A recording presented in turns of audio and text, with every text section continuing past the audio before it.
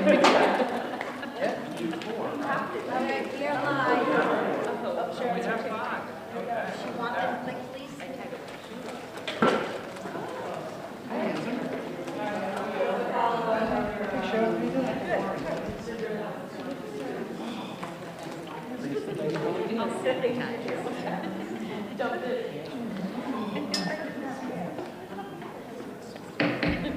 Good evening, everyone. I would like to call to order and welcome you to the Hamden-Wilbraham Regional School District School Committee meeting. It is 6:30 p.m. I see that David Sanders from Wilbraham Public Access Channel is recording. Is there anyone else here recording this meeting? We will do roll call in alphabetical order. Bill Bontempi, Cheryl Caruana, here. Sean Kennedy, Here. Lisa Murray, here. Rich Redeker, here. Mike Terabasi, Here. Michelle Boudreaux, aye, here. If you please stand, Cheryl will lead us in the Pledge of Allegiance. I pledge allegiance To the flag of the United States of America and to the republic for which it stands, one nation, under God, indivisible, with liberty and justice for all. Thank you. We will begin with our student rep update. Elena Bergeron. Good evening. I am happy to welcome freshman Caleb Sweetman to the school committee. He's just here seeing it out and seeing how it goes and how it rolls. So he's just going to be a little helper today. We have not many things from the past time, except a big collaboration between one of our two biggest clubs, ATI Club and Fashion Club, is hosting a Mira Vista clothing drive from January 2nd to the 31st. We are so happy that this annual thing got to take place again this year. We were very successful in our Toy for Joy collection drive from Student Council.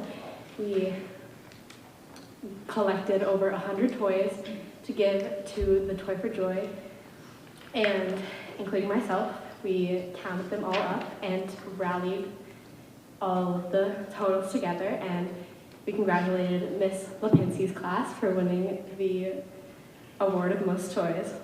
She happened to have at least like 3 or 4 bikes, including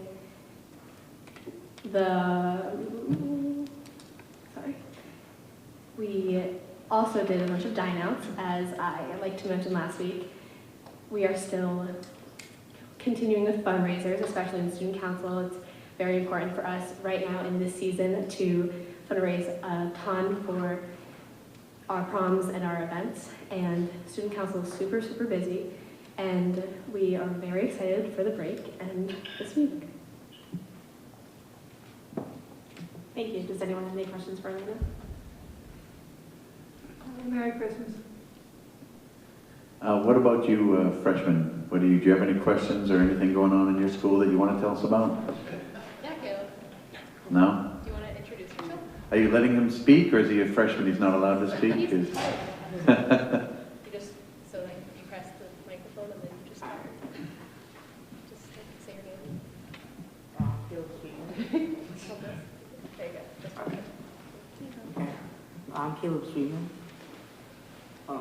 Yeah, I'm a freshman here. How do you like it so far? It's good. I like it. Good. Yeah. Well, welcome. Thank you. Good job. Okay, well, thank you very much. Enjoy your break. Thank you. Okay, we will continue with the superintendent's update on the equity plan and implementation update. Thank you. Some of the things that I have to talk about tonight are not the most uplifting, so I'm going to go first and allow principals to go second to restore the proper sort of festive atmosphere for this meeting. Maybe to mitigate the impact a little bit, I'll just talk about the star that I'm wearing today, that I got at Sewell Road today in their science fair. I earned this star by being able to memorize the names of different kinds of stars that we have. I think they are brown, orange, red, white, and blue. I'm not exactly sure if that's right, but I at least had it for the quiz. So that was fun. That was definitely the highlight of my day so far. So let me begin with transportation. Transportation issues were the lead item at the last LVPEC superintendent's meeting, so seems like a good place to start. A solvable issue that seems to be impacting all the member districts are the communication gaps experienced when our families are unable to report issues or get updates from the garages because all the garage staff are driving buses. We asked that some sort of system be set up so that people could at least speak to someone if they had a problem. The shortage of staff with CDL licenses does not necessarily have to result in a shortage of clerical staff to answer phones. So in the short term, phone calls will be directed to the LVPEC offices at Brush Hill when all garage staff are driving to cover absences. In the long term, the collaborative is working to hire someone who they can commit to answering phones who will not be taken away from those duties to drive buses. The implementation of Transversa should help as well, as a lot of issues arise when substitute drivers who are unfamiliar with the routes or the students are taking a route. So starting late next month, turn-by-turn assistance will be on board for all of the buses. And in February, the onboard technology will link up with an app that people can download to get update information about where the buses are and their routes. The main issue continues to be inadequate staffing, so I can report that 2 more drivers are completing their training and are scheduled to start routes in Hamden and Wilbraham next month. And the collaborative will also be holding a hiring event at the Hometown Heroes Thunderbird game on the 27th. So if you know anyone who has a CDL license, would like to get a CDL license, interested working in the collaborative and driving buses, please go to that game and visit the collaborative. So next, I'll move on to something that I'm reporting on under our equity improvement plan, which is disaggregated discriminatory harassment and bullying data. This is data for all of school year 2023 and for the first 3 months of 23-24. It's actually pretty much up to date to today. As you may have noticed, I updated the report in the packet because I did get another piece of information and I included that all in the data. So, I know we have a lot to get through tonight, so if I could draw your attention to just 2 findings. The first would be the predominance of incidents involving male students. In fact, male students were the aggressors of 90% of substantiated cases of harassment or bullying this year. And I was surprised by that, but many members of our DEI team were not. Some of the female students who were on the team said that they felt that the behaviors that girls engaged in were more subtle, making it harder for administrators to substantiate a claim of bullying. And one of our staff members on the team sent me a report with national data showing that more than 75% of students disciplined for bullying nationwide are male. So our own data is not that far off from that. Another key finding is that students with disabilities are dramatically overrepresented both as targets and aggressors. This finding was not surprising for me. In fact, in 2011, based on mounting evidence that students with disabilities were more likely to experience bullying and to bully others, the Massachusetts Department of Elementary and Secondary Education issued an advisory saying, quote, "The IEP team must consider how a student's disability affects his or her learning, the skills and proficiencies needed to avoid and respond to bullying, harassment, or teasing." So in preparation for this meeting, I looked into the literature on bullying and harassment, specifically as it pertains to students with disabilities, in hopes of finding some more evidence-based practice. I thought the community might want to know what we know about how we can make this better. Unfortunately, most of the research out there only confirms what we already know, that school-wide anti-bullying approaches, though helpful for many students, are often inadequate for students with disabilities. I was really hopeful when I came across a paper entitled, "What Do We Know About Bullying in School Children with Disabilities?" which is a systematic review of recent work. So this is a meta-analysis of all the papers written since the Department of Education issued that advisory in 2011. About halfway through the paper, I read, "Our first hypothesis is that there will be an absence of studies and these will be mainly in developed countries. And I thought, uh-oh. But then I thought maybe they're just trying to be sort of procedurally pure, and they were setting up a null hypothesis that they could reject later on. However, the conclusion of the paper was the hypothesis is confirmed. Research found so far is scarce, and that exists has been mainly carried out in recent years. There does seem to be a growing consensus that peer network dynamics play a functional role in creating and maintaining these behaviors, and that social dynamics of late childhood and early adolescence appear to be the place where this really sort of all comes to a head. To quote one researcher, quote, "It appears that youth sort themselves into groups based on the perceived popularity and social prominence of social groups.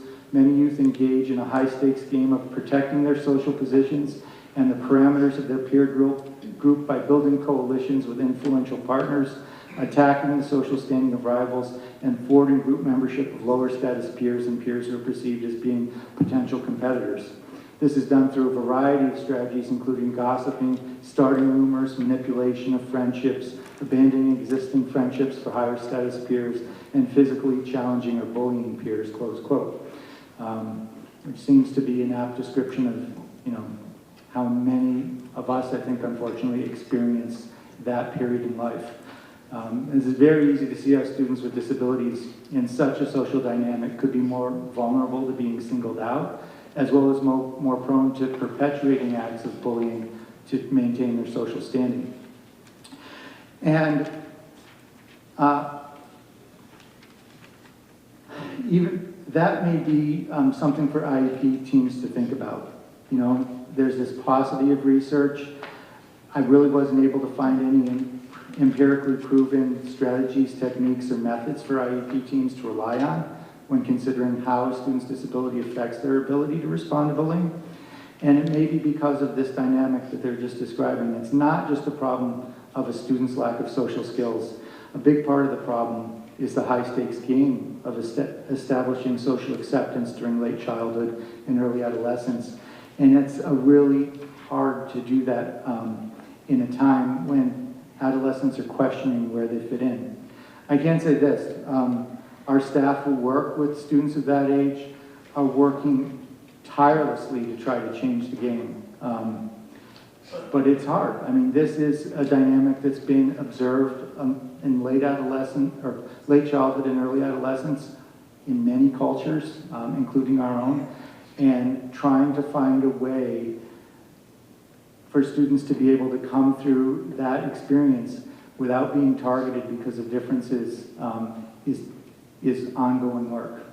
So I am aware that some work has been done around interventions to try to shift social dynamics, specifically the compassionate systems framework being developed at the Center for Systems Awareness at MIT, but that work is in its very early stages, and I don't believe it's been shown to demonstrably impact bullying behavior related to any students, including students with disabilities at this time. So, 11 years, or I guess 12 years into this advisory, we still don't have good methods or good techniques that can adequately protect students with disabilities, but we're going to keep trying.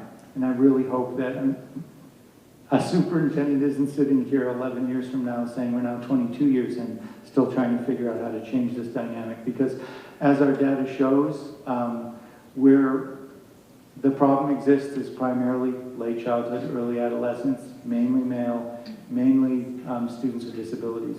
So we can at least target our efforts a little bit more around those groups. And that, I believe, is the reason why this research was requested as part of the Equity Improvement Plan, so that we can, as we think through our next iteration of the Bullying Improvement Plan, think about how we might want to target resources at that level in that group more effectively. So that is sort of, as I said, maybe the downer of the night.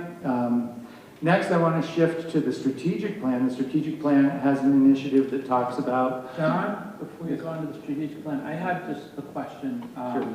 I'm looking at the ages and I'm seeing, I have a big circle there on the graph with middle school written next to it. Yep. I know that that's a tough age, But do you think that that the overcrowding in the middle school is contributing at all to the bullying that's going on? I can't say with 100% certainty, but I can say that it doesn't help. I have one question too. It seems like these are silos of characteristics, so that a child could be white and be a bully, could be low income status, could be disability, but they're not grouped together. Correct. So it doesn't give us as much information as we might need to see our population and where our hot spots are and why. So I could do a crosswalk between different groups to see how many are in multiple groups. I can't tell you that many are in I'm multiple sure they groups. are, yeah. It'd be interesting though to see how that Mhm. moves through the district and through the school year. I guess, and John, I'd just like to say, I know a lot of people say that there'll always be bullying, in schools, and I don't accept that. Maybe it's the truth, but like I said, I don't accept that.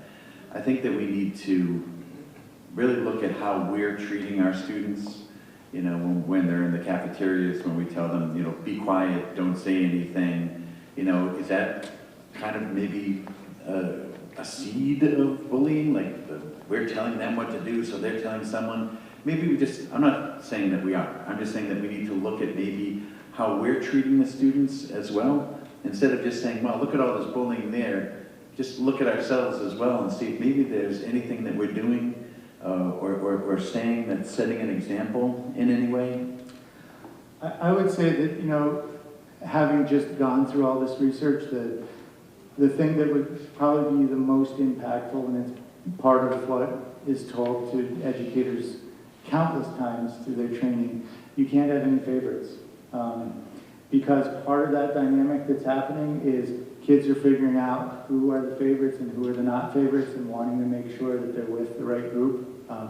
So just treating all students fairly and impartially without favor or disfavor, I think is probably one of the strongest things that staff could do. Yeah, and one of the most hardest things to do too, right? Mm-hmm. Yeah, that's what I'm talking about. Like, let's look at ourselves too and see what we're doing while we're trying to figure out with the students as well. Thank you. You're welcome. I just have one comment on the transportation. Could you remind families how they should communicate and who they should be communicating to if they are having problems with the bus? So they should call the garage. Erin perhaps could give us the telephone number if you know. Yeah, I know it. 413-596. 413-596. 5960. 5960. As I said, in the short term, that's going to be transferred over to Brush Hill, and then eventually there'll be someone there to always be on the phones. Thank you. You're welcome. Now to the strategic plan.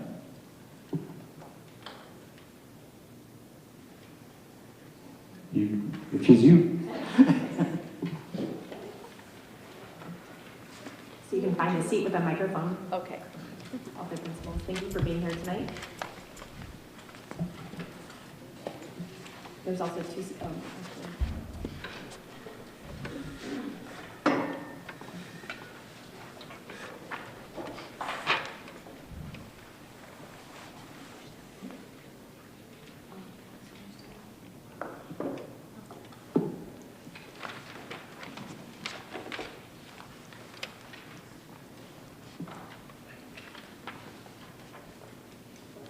Erin, if you could just go to the next slide, please.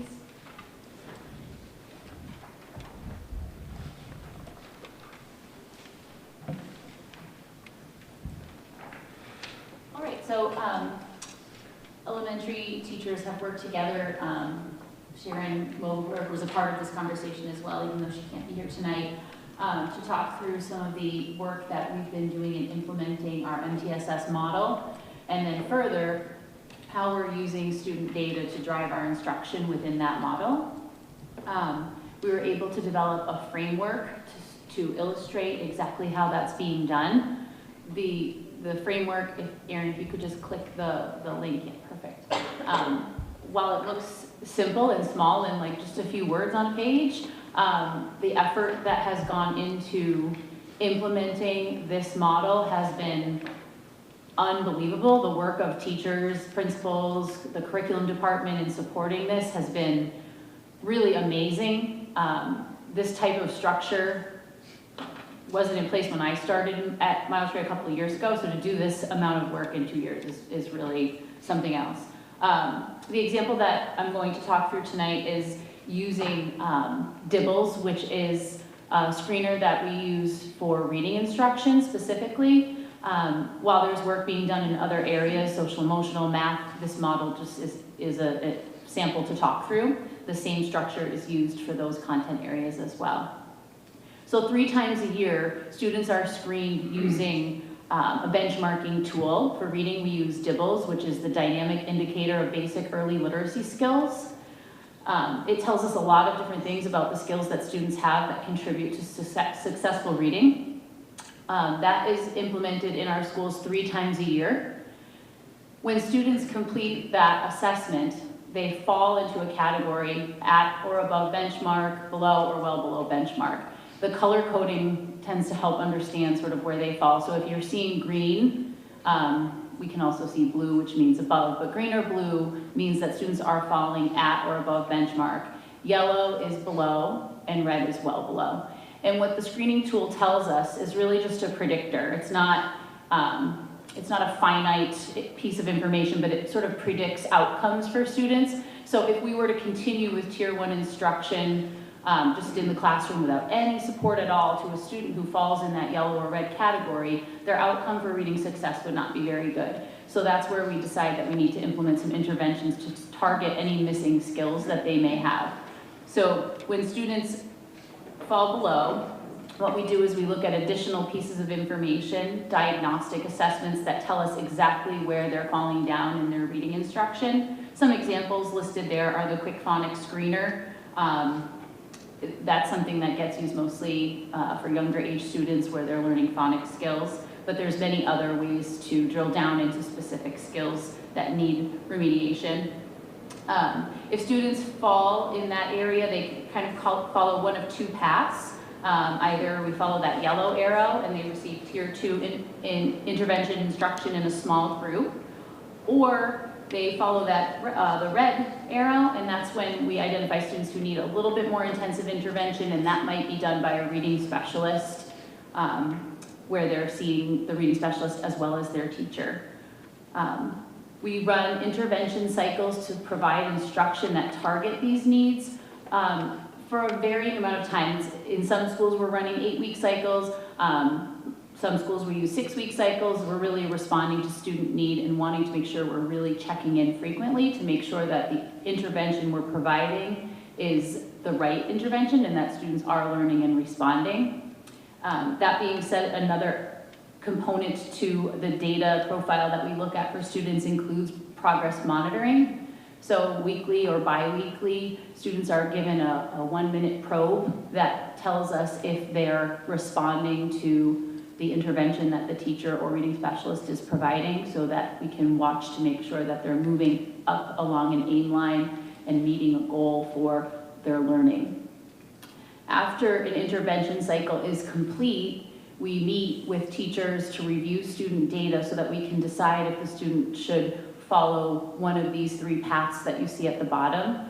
Either they've been successful and they've met a benchmark goal and so we don't need to continue with an intervention, or they're making progress and we maintain the intervention. And then finally, if we hit a place where we're just really not seeing the type of growth that we'd like to see, we may do some more diagnostic assessment or make a change to the intervention, or even seek more testing through the IEP process.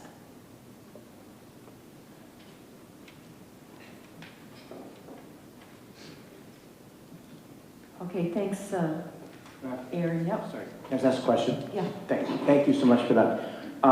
Question that I have is, at the elementary school level, what communication is given to the parents and how is that integrated into all of this? I think that's a very interesting, it's an interesting piece, but also extremely important, seeing as how those kids are with the parents the other, 17 hours a day.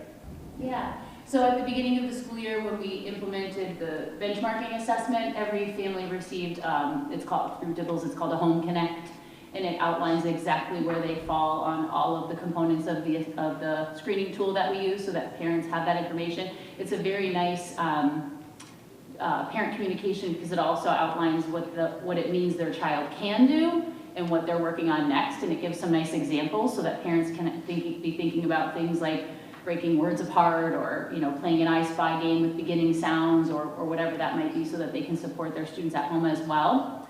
And then when students get assigned into those intervention groups, parents receive information about which group their student was placed in and what exactly that target skill will be, what are some things they could do at home to support that, and then we share information about their progress as we move through the intervention cycle. Cool, perfect, thank you. Thank you. Okay, so, I have sorry, one question. Michelle. How long is the intervention does it go, particularly with a child who maybe is not reading fluently the way they should, or whatever? Where do you take the step to do an IEP or first do, testing? I guess the nature of my question is, can this lead to waiting too long to get someone the help that they may need because they're really very much not a remedial student, but a necessary IEP kid? So what I found is that it actually does exactly the opposite, because we work through our tiered interventions the way we do, and we target so specifically and we check in so frequently.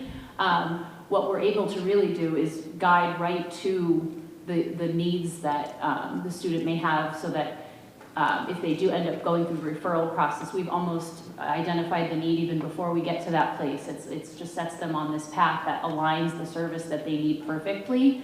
If a student is showing lack of progress, we tend to work a little bit faster, so we'll try an intervention cycle that might look like 4 to 6 weeks, and we'll make sure that we're progress monitoring weekly so that we can really have those data points to show if there's lack of growth, so that we can move quickly to make adjustments if there needs to be adjustments. Thank you.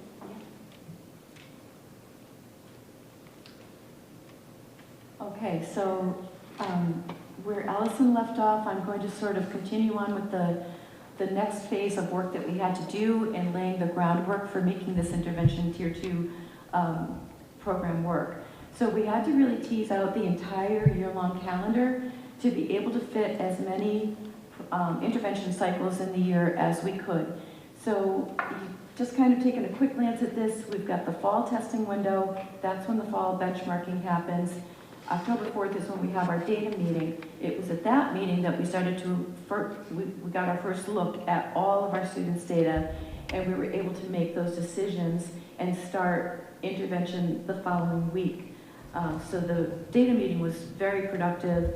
Teachers were able to very easily identify who they would pull, what their groups looked like, and who needed more, as in the pull-out group that goes to our Title I interventionist.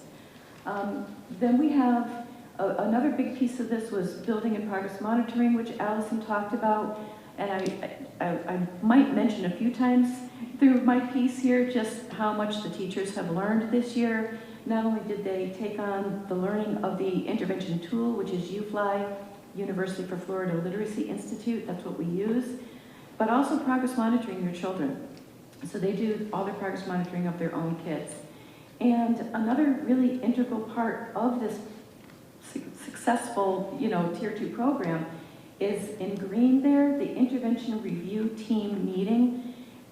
So we just had that a couple of weeks ago, and that's where every teacher came to the team. The team consists of the principal, school psychologist, special educator, interventionist, and our literacy coach. And one by one, the teachers would come in, we would look at their progress monitoring data, and like Allison said, we'd choose, okay, where does this child fit? Which path do they need to take for their next steps? And then we had a little bit of a flex week so that teachers could go back, regroup, and we had to make some changes to what the interventions were. And so we'll just be kind of repeating that process through the rest of the year. So I wanted to give you a little glance at that. Let's see. Oh, also through the intervention review team, we did create, it's not posted here, but there's a flow chart that really very methodically, so it was not subjective, it very objectively walked us through the best path for that child to take. So, speaking of the 3 paths that we chose from, it's either discontinue intervention, continue intervention, or change intervention. So it's kind of simple. Erin, if you would click on, which one was that? Discontinue. Okay. So this is what the teachers came to the intervention team meeting with, and they had their student name, what they used for an instructional tool. We looked at fidelity of the delivery to say how many sessions did you plan to deliver, and how many did you deliver to this particular child, and what caused that delivery, that number of sessions to be different than what was planned. And it could be, as you see up there, student absences, half days, things like that. It was mostly student absences, or if the teacher is absent. If the teacher is absent, it's not impossible, but it's tricky for a substitute to carry out. They do, but it's just not quite as intensive as when the teacher does it. So now you can see some of their progress monitoring data. And so we've got nonsense word fluency, and then they're for individual sounds, and nonsense word fluency for their whole words. And each of those little circles represents where the child landed at each of their progress monitoring times. And this child in particular, I should have followed John and ended with this high note. This is a really big success story with this child, and this child was not an anomaly. We had many children like this. So you can see that this child started below benchmark and skyrocketed up to exceeding benchmark in both individual sounds and whole words. And we had many children who fell into this category. And what is just amazing to me is that in 8 weeks, we saw this level of growth. So this is a child who we discontinued intervention, very happily. So the next example would be a child for whom we continued intervention. And if we look at that child's progress monitoring, if you just scroll down a bit, Erin, thank you. So this child made growth weekly. That one first benchmark point was sort of a strange one for everyone. We looked at the story, we found that every child struggled with the story they were benchmarked on with that. Progress monitored. But anyway, this is a child who kept making good progress. They are in the green, which is benchmark. But we want to see more continued growth. So this child is successful, but we don't feel like we want to quite take them out of intervention just yet. So this is a continue. And then the last one is a child for whom we have to change the intervention. This is a more, concerning case. In this case in particular, this child started well below, had some, some growth, but not where we want this child to be. This child in particular, we ended up saying we have to intensify the intervention here. So this child went from in-class intervention and is going to now be pulled out. This child is also brought to STAT.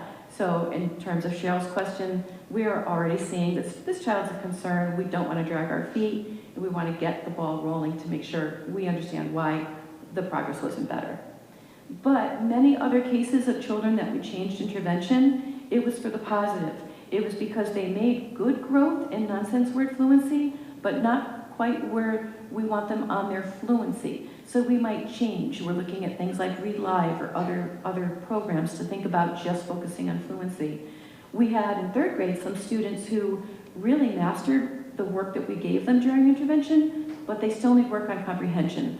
So we didn't even expect to have that problem. It was a wonderful problem to have, to say, wow, we've got all these kids that made really strong growth, not enough to discontinue them, but enough to say they need something different that's at a higher level. So really, overall, the kids made incredible progress.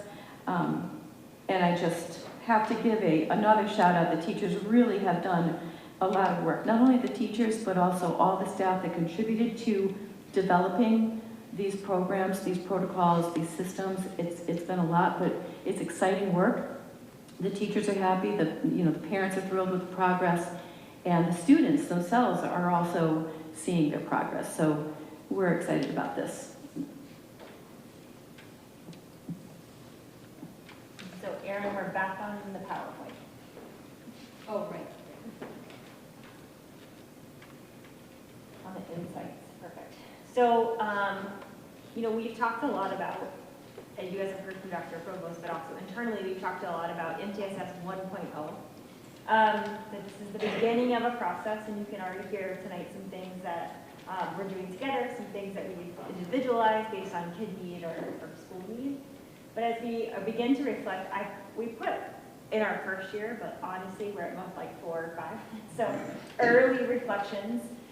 First is that we had a lot in place before the year started academically. And our work really was to begin to draw some bright lines about how different tiered work connects and how kids should flow between those interventions. So for example, you all will remember we've been focusing on Tier 1 instruction, K-5 for the last couple of years. But we've had interventions in place sort of haphazardly in our WIN blocks or other intervention blocks. What we have done this year is really create tools that make it very clear for everyone when a kid needs to move between those different interventions. So everyone will continue to get Tier 1, but when do students also need Tier 3? And to Cheryl's question, how do we begin to say, maybe more quickly, or I wouldn't even say faster so much as more targetedly, move between Tier 2 and perhaps an evaluation and the special ed or 504 support. So that does allow us to do that, but we had better things in place, or maybe a better way to say that is more established routines in place for academics. And so we were able to more quickly jump into that. Where we are seeing that we are really focusing for social emotional is on Tier 2.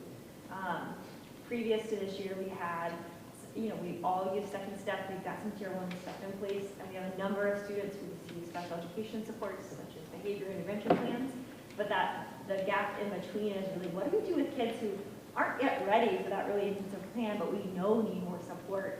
And so we've been building out a number of tools and asking teachers to engage with them. Most of this is new for teachers, and they've been rock stars at implementing them. But there are, just like any new thing, skills to develop and habits to build. And so one thing we've been supportive of teachers of is, while we might say for academics, we want you to try things out a little longer before you come to staff, with social emotional needs, we've said try something a little bit, like one little round of it. And if it works, we're all going to celebrate it. But if it doesn't work, let's not wait for a second cycle of that intervention before we get a group together to say what else can we try. Just as a way to recognize that our kids need those things, but also we're all developing those things, and the more we can collaborate together about what those supports are and how effective they are or not for kids, the more fast we'll be able to provide just right supports for all students. And then the other thing I would say is, it's sort of Monique shared, Stone Hill is small. Allison and I have similar ones in terms of progress monitoring cycles.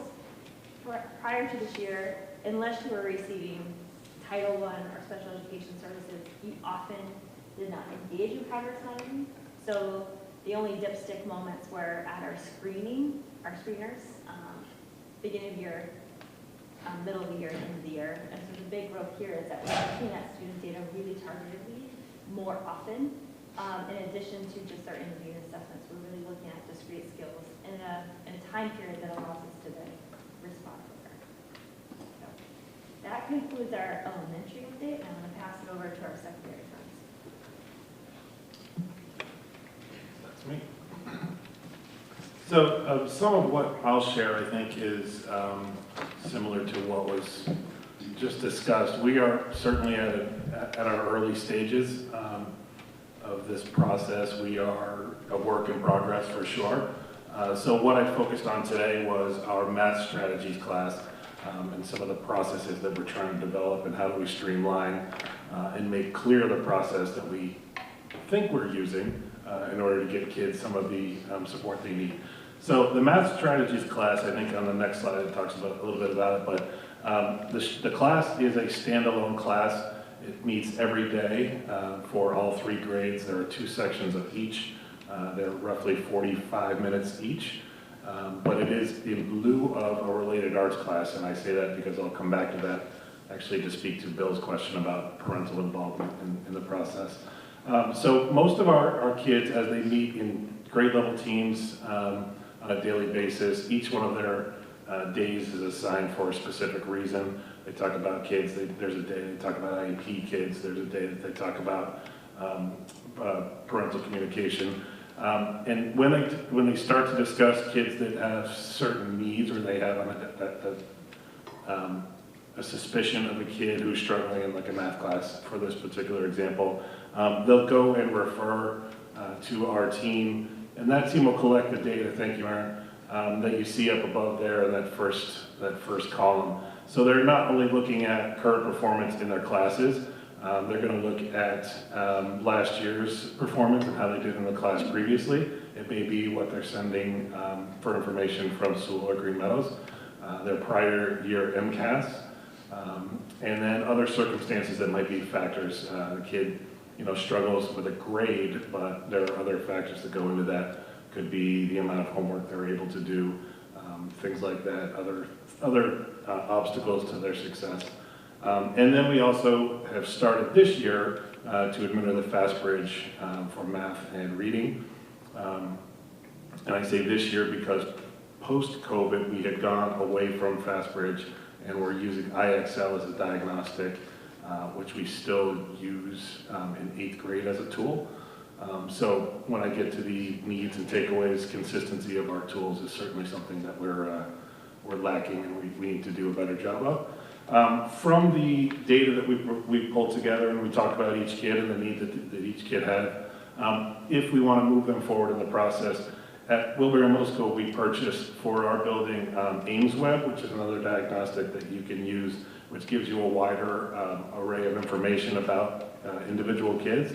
And so that information is all solidified and brought together, and then we identify whether the kid should be in the math strategies pipeline or class.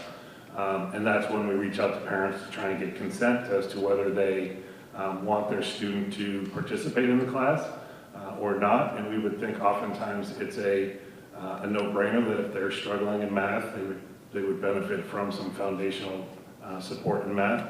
However, that means they don't have access to a computer science class or an art class or PE or a music class because that's one of their specials. And so that makes it a challenging decision for parents sometimes. And so we try and present the information as best we can and go from there. Can you just slide to the next slide, please? If you click on the bottom there, so our interventionist, our math strategy interventionist uses this tool both to share with parents and to keep a record of what's happening. So this is 2 years worth of data. This is an actual sheet that she gave me from a 7th grader, a current 7th grader. So you'll see she's looking at the Imagine Math benchmark. She's also looking at the AIMSweb scores, which you can look at the composite score. Those are all the areas in which they're testing when we provide the AIMSweb assessment. And it gives you a rating of risk.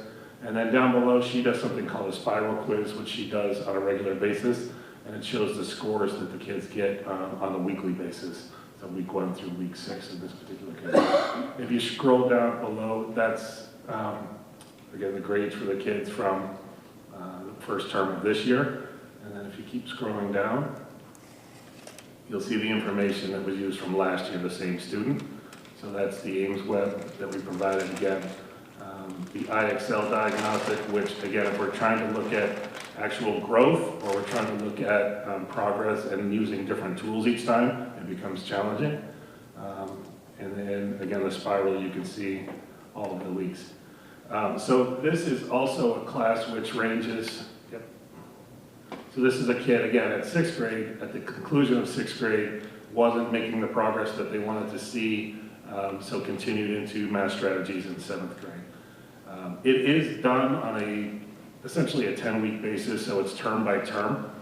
We wanted to align with the end of each grading term, so if they do sort of test out of it, for lack of a better term, they can go into a related arts class at a clean point where they'll have the same or similar starting point as other kids. Go back, Aaron, if you could. So some of the needs and takeaways from what we, again, I've already sort of referenced are in the process of really trying to clean up and enhance our stat process. I think there's a number of people asking the right questions. I just don't know if we're efficiently asking them. And if we're asking them all in one place, I would say the addition of Dr. Heisek to our staff as a school psychologist has been phenomenal. She's asking all the right questions and holding us accountable for an answer, which is great. She is, one of the places we struggle with our stat process is the schedule and trying to get our team to meet with individual teachers for each grade. So this year we've been using the early release days, trying to get coverage for those teachers so they come in short bursts when we're able to cover them throughout the early release days in the morning.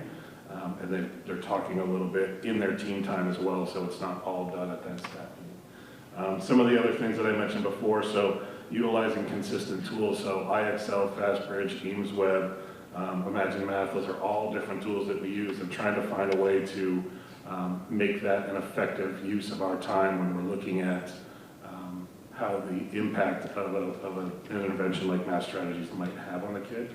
We're trying to develop consistency of the process that we use and the criteria that we use to get kids in is another place where, you know, this kid needs help is not enough, right? So I think that's why we're here, to use actual data to support that need. There's currently, I think, 38 kids that are in the math strategies class. So that could go up, that could go down, depending on, again, what the identification is and what parents consent to that particular strategy. Yeah. In the block, how many kids are in that math strategies class? Our highest right now is 8. Thank you. It's similar to a special education room where it's size-wise, it's fairly small. I think Dr. Provost has been in there with me a couple of times, and it's tight. But you don't go over it. We haven't gone over 8, which is, again, if you're looking at 8 per class, 2 classes per grade, we're really limited in terms of the 16 at the top for each grade by term. And if you weren't limited, how many kids would you think would be utilizing that? It's a great question. I would say quite a few more. Thank you. I would add, I think our reading strategies process is very similar. I just wanted to point out the math strategies. And the reading strategies class that we have is also to stand alone. And that's not a full-time position. It was intended to be, but meets the needs of the reading services for IEP kids as well. Questions? Thank you all.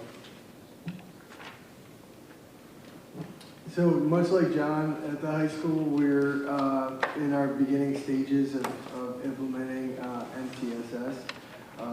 There are some elements that we have started in previous years and incorporated into our plan. Last year we started huddle meetings, which were refined this year. We meet for about half an hour, 45 minutes, twice a week, with a comprehensive team of school counselors, school nurses, adjustment counselors, administrators, and school psych, special education, and talk about students from the lens of any attendance issues, social emotional needs, academic needs, etc., and then kick that information to something Nikki's going to talk about later in terms of our student success teams. So there's this very large group that goes through the student body and hitting any hot spots with specific students, and then that's broken down into a smaller team to address strategies. But some of the tier 1 and this work, the strategic plan work, is in congruence with recommendations from our NEASC report, which we have our visit in the fall next year. And our teachers are currently working with our NEASC coordinators to curate the tier 1 strategies that they use in their classrooms and the tier 2 embedded strategies in their classrooms. Because, you know, when we're talking about the high school as compared to a school with specific grade level curriculums, we're currently running in this semester 103 distinct curriculums. So it proves some challenges when you're looking at implementing universal screeners or those kinds of tools to assess student needs, because every course content has a specific written curriculum aligned with the state frameworks. But some of the things we have after school help every Tuesday and Thursday, which aligns with our transportation. We have NHS tutors available for students. And when we looked at MTSS, we didn't just look at it from a student lens. We also looked at it from an educator lens to say, how could we help educators with this process? Everyone knows that the most valued commodity for educators is time. So what we've implemented this year is a rotational block where groups of teachers can get together and we provide coverage for them. And that time rotates between all departments. So 1 week, all Algebra 1 teachers will get together, discuss common assessments, upcoming lesson plans, curriculum pacing, and any challenges that they're seeing. The next day it might be all the biology teachers. The next day it might be the Spanish teachers. So we've embedded that into our class coverage to provide teachers that time. The other Tier 1 support that we've implemented this year for our senior AP students, one of the things that when we surveyed our students to ask them about, hey, how come senior year you don't take as many AP classes as you do when you're a sophomore and a junior? And they would say, well, we want an easy senior year schedule. So we said, well, if we incentivize taking an AP senior year, what would you want? And they said time. So what we've done for every senior that is enrolled in an AP class this year, we've given them a study hall, which alternates with their phys ed class. So one day they have phys ed, the next day they have time in the IRC to work on that AP. And we made sure that the study hall occurred in the semester that they had the most of their APs. So that, and we just recently surveyed all those students to see, did you like it? And the survey responses have been positive. So we're currently looking at the possibility of expanding it to juniors and also seeing if it's a motivator for students with disabilities to take an AP class by providing them time within the day. But that survey work hasn't been completed yet. Thank you. How's that? Can everyone hear okay? Okay, thank you. I find it interesting when we pull together for a report like this that in our own ways we all arrive at the same, we've worked together long enough, I guess. All of our systems all seem to reflect one another, and I think that's great. So to continue on from what Steve had started talking about, the Tier 2 supports at the high school have really been the theme of the work that we're doing in the huddle that Mr. Hale was just talking about. And I think that from that work, it's been definitely a really interesting experience since we began it last year and moved it into this year, the way that we approach this precious time twice a week when we all come in and say, okay, let's take a look at our snapshot this week, anything from the attendance front. So that's something that we look at and we follow through. The more times we've done it, the faster this gets, because it is a system that works. After attendance, you know, the range of folks were all captured in one room. So, you know, from the assistant principal's office, you know, school resource officers there. All of that is information that deserves attention. So, piggybacking from there, our student teacher assistance team, the STAT, has been around for a very long time. But what we needed to do in looking at the Tier 2 supports is, how can we use that group in a different way to be more effective and have a larger impact on the students? And so ultimately, every student is assigned, whether they ever need their student success team or not, every student is assigned to a student success team, and there are 3. They're sort of captained by myself and the other assistant principals each have. And when we come together with our stat meetings, we actually break down into the student success teams. So think of your stat with the mini groups, like subcommittees that are looking at a specific group of kids. And through that, we've been able to make some really excellent decisions about what would be a better, either maybe restructuring the time that they spend during the school day and really getting to know the student better, not just from grades, but from socio-emotional ways. And so what you see up here beyond our student success teams, which by the way are comprised of an administrator, a school counselor, an adjustment counselor, and we have other specialists that pop in and out as well. One of the Tier 2 supports that we are able to offer students who are unable to maintain a successful record in all 4 classes, we now have what we are calling general education academic support. So there are any number of reasons that can be a setback for a student, and they just need, again, time to regroup and reconnect and then tackle the work that they need. So general ed support for students who are not on an IEP, but something has happened that has stunted their normal progression through curriculum. And so general ed support is a nice way of taking a step back, not for the remainder of the course necessarily, but for a short period of time in order to have individualized support in that classroom to help that student get back on track. It really is nice to see students, say for example, return from a hospitalization or something where it did cause them to miss a significant amount of school, but through Huddle we know why they were absent.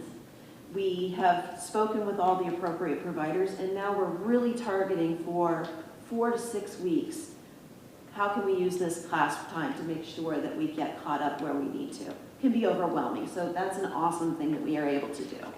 And then we also, this year, have some math and English intervention blocks, and our department chairs have done, and the teachers within those departments have done an excellent job of noticing through assessments, through formative, through summative, looking at their students right in front of them and saying, all right, that didn't go so well.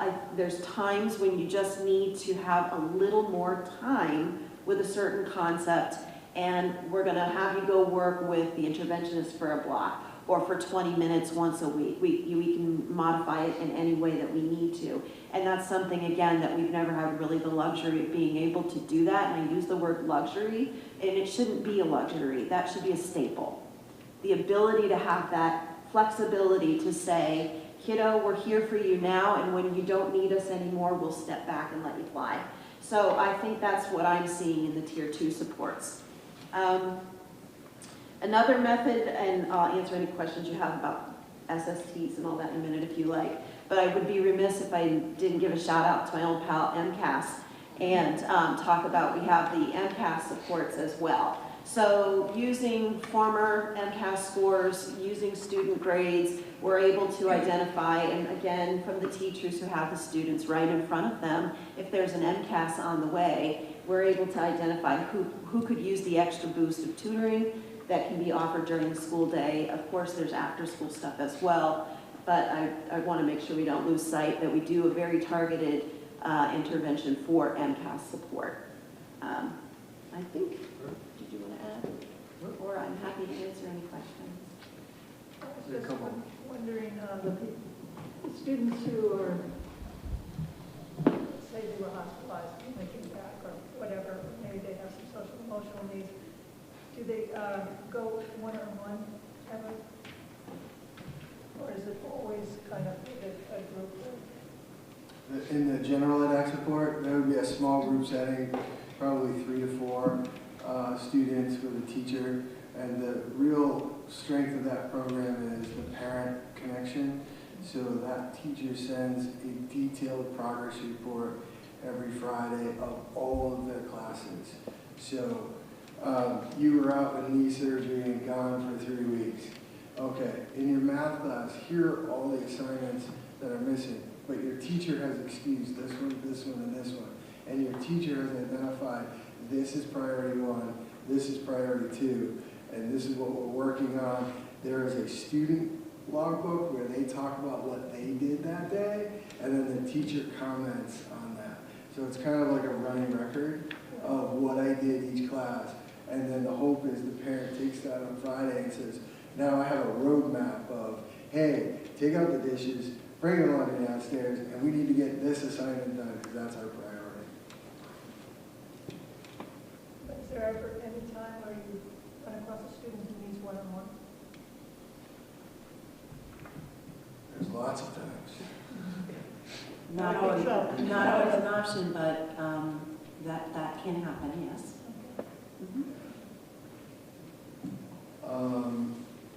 Just a couple of other things I wanted to mention. That's okay, yeah.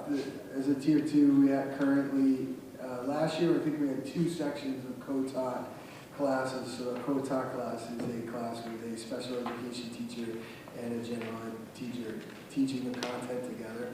And this year we're up to 9 sections of co-taught that span science, English, and math. We often talk about the kids. I got to stop you. That's an achievement because you guys came in and introduced that to us last year, and it's cool. We're having bumps and bruises, but it's growing in the right direction. Good. We often talk about in MTSS the kids we're trying to help. And so one of the things that I think is important to talk about is how we're recognizing kids that are doing great things. And that's not just the kid that's on student council, that's class president, that's captain of the team, but that kid in class that's plugging away, that doesn't say much, that you want to throw that kid a kudos. So we've been using our pride pins for that. So parents get an email that their student has been awarded a pride pin. They get a very nice certificate, the actual pride pin which they wear on graduation night, and the advertisement in the weekly newsletter. But this year we've given out 327 student pride pins and 72 staff pride pins. So that's a good source. And then the last thing I think I will mention is that we have a formative assessment that we started this year. So every 3 weeks, every teacher in the building gives a formative assessment to their class. And it asks questions like, does the teacher hold me to a high standard of expectation in this class? Do I do a lot of thinking in this class? Do I feel safe in this class? Does the teacher address inappropriate comments in this class? And what the teachers have shared, we don't use that. The administrators don't use that in any kind of evaluation. It's solely for the teachers to reflect on and inform their practice on how their class community is going. But what they've shared with us is the question that's most valuable is the last one that says, what is something that you want your teacher to know? And so they're getting things like, there's too much homework, or the homework is busy work, or I think the student next to me needs help, or I really do not understand this concept. So it's a plethora of information that allows the teacher to follow up with that individual student. So that is our report. I just wanted to note that as you were presenting tonight, several of you shared your points of pride for the teachers and staff in your building, as it should be, because they've done incredible work. But I don't want you going out of this room tonight without hearing how proud I am of you. In August, or actually in July, I said this is something we're going to do this year. And there were some snippets like, yeah, I've heard MTSS before. In August, I said to the entire faculty, this is something we're going to do this year. And here we are 4 months into the year.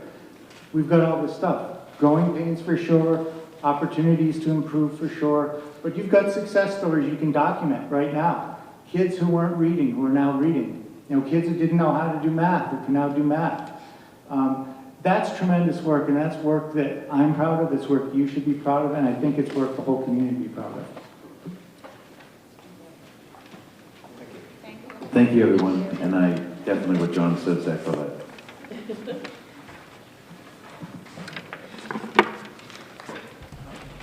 Thank you. Enjoy your break. Happy New Year. So we will. Oh. That's not what I said. No, you have to come in tomorrow, sorry. Sorry. Okay, so we will continue with old business. So we'll do booster pop update.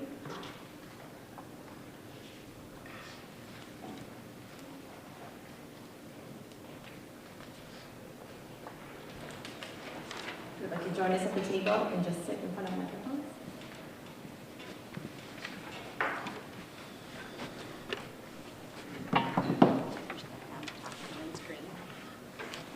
Hey, Karen. Thank you. If you could please introduce yourselves.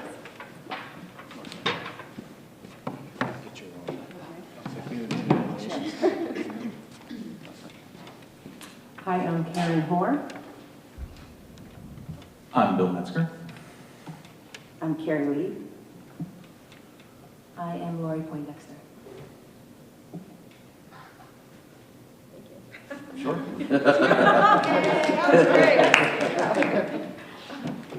have anything that you'd like to share?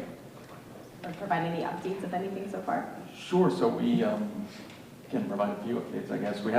We've been on the Booster Club for about a month now. I myself have 4 kids in the district, and my first one is at Minnetonka this year, and I've been looking for a way to get involved. They've had great experiences in the schools and in athletics in the town, and I'm going to have a kid here for 10 years, so I thought this was an opportunity to participate and help out. I met these fine ladies, I knew Karen a little bit prior, and we're trying to kind of restart the Booster Club, I think. I wasn't aware of some of the stuff that's going on recently with discussions around the boosters. I just saw it as an opportunity to help. We've met a few times. We're working on rolling out some new bylaws, and I think if we take a look at how things maybe broke down prior to the new board being constituted, I think maybe communication was an area that could be improved upon. So people can expect a lot of communication from us moving forward. We're also open and receptive to ideas of doing things differently, perhaps, that have been done before. Not entirely differently, but we're willing to take on new suggestions or pursuing different activities, etc. We're very much just in the organizational point, I think, still. We plan on ramping up, continuing to ramp up. We've met several times for only being a board for a month in the new year, and folks can expect to hear a lot more from us soon. I don't know if these guys have anything to add. Just to add to what Bill was saying, communication was kind of our big priority. So one of the things we did immediately was reinstate concessions at all of our home events. In the effort to communicate, we thought visibility and transparency was probably the best way for us to reinvigorate what Booster Club was meant to be and what it can be for our athletes here. Excuse me. So we have done that. So with the winter sports, unfortunately we missed it for fall, everything was shut down. But with the winter sports, we have opened up a concession stand. We have NHS students gaining volunteer hours by running the concession for us. There's generally a board member who is around to oversee, but it's been great. People are excited to come out. There's candy and drinks and water and Gatorade. Makes every sporting event just a little bit better.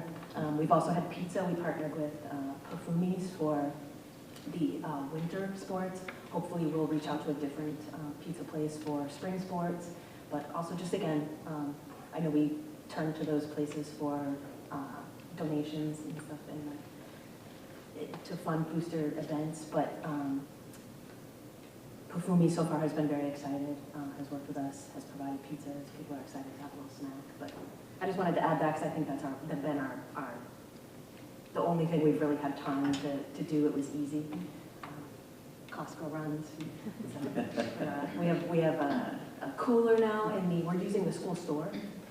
There was a cooler plugged in some back closet that apparently belonged to Booster from way back when. It was cleaned out, brought in, so we now have a dedicated space within the school store. We're sharing that with Missy Doe's space. Sometimes we sell merchandise, which I know is another thing. If you've ever come to a night event, it's never open. You can never, as a parent, buy a pair of joggers if you want them. So it is open, along with the snacks that are there. So I just wanted to add that in. I guess I'll add one more thing. So along with the bylaws, as soon as we can get those bylaws done, which we've been working on quite a bit, hopefully pretty shortly into the new year, we'll have a set to work on, and then our priority is to then apply for charitable status so that we'll be able to move forward from there. So that's been our priority so far. I guess I just want to add that the school has been very supportive. Steve and his staff, custodial staff, Steve Burndratt, and we look forward to continuing to work together. First and foremost, I would like to, from the bottom of my heart, thank each and every one of you for volunteering to do this. It's an undertaking that it's going to take time, but it's a great opportunity for you, but it also shows a tremendous amount of character, because this is a very important organization, and I think that the future of the boosters is larger than you may even realize at this point.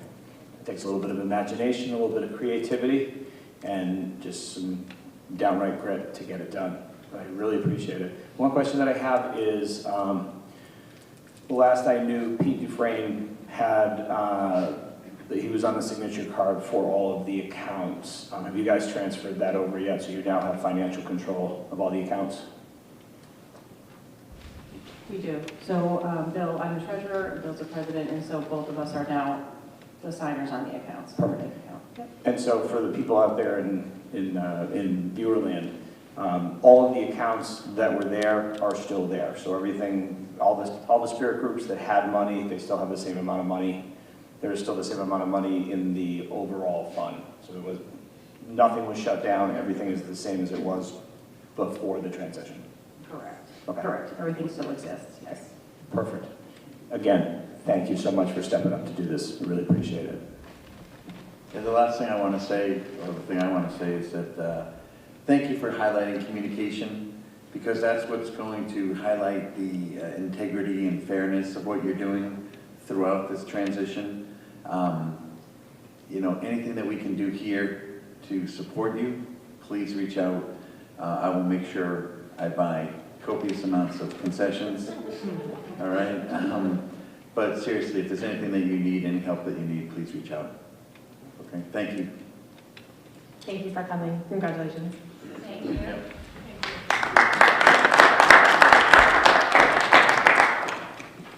Okay, so we will move on with our discussion about the revised regional agreement. Sure. So, in your packets, you have a couple of documents. One is a red line version of the regional agreement with recommendations from your legal counsel. Another one is a version of all of the changes that were recommended accepted. Also, you received a communication from, actually 2 communications from legal counsel concerning some issues that are not included in here because there are options for how the school committee could decide how they want a draft to be drawn up, and so some direction is needed in those areas. I can share that yesterday, which would have been after this document was provided in the packet, I was part of a lengthy conversation with Attorney Sweeney, Jonathan, Aaron, and the 2 staff from DESE, where we talked about some of the things that are still question marks. I would say probably the 3 issues that we spent the most time on in sort of ascending order from most to least, where capital needs for district-owned buildings and how those should be addressed in the new regional agreement. The one person, one vote provision and how that should be addressed in the new agreement. And then a shorter conversation about the issue of vocational costs for students who do not attend LVPEC, which is a small number of students, but is something else that should be addressed as we move forward. So you've seen the recommendations, you've seen those communications, and I guess that's, at this point, just to the committee for some direction on how to fill in some of the blanks.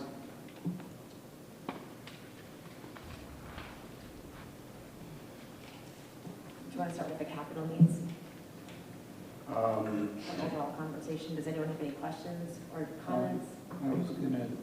I was gonna ask, and maybe it's already been decided by the planning committee, but I mean, their first comment there is, you know, is it gonna state in there that the middle school students won't be educated in their town of residence, or is it gonna be all grade levels? Is that decided? I've heard discussions both ways, whether the district would regionalize for all grades and then it would be distributed, or are we going to say it's regionalized for middle school or not?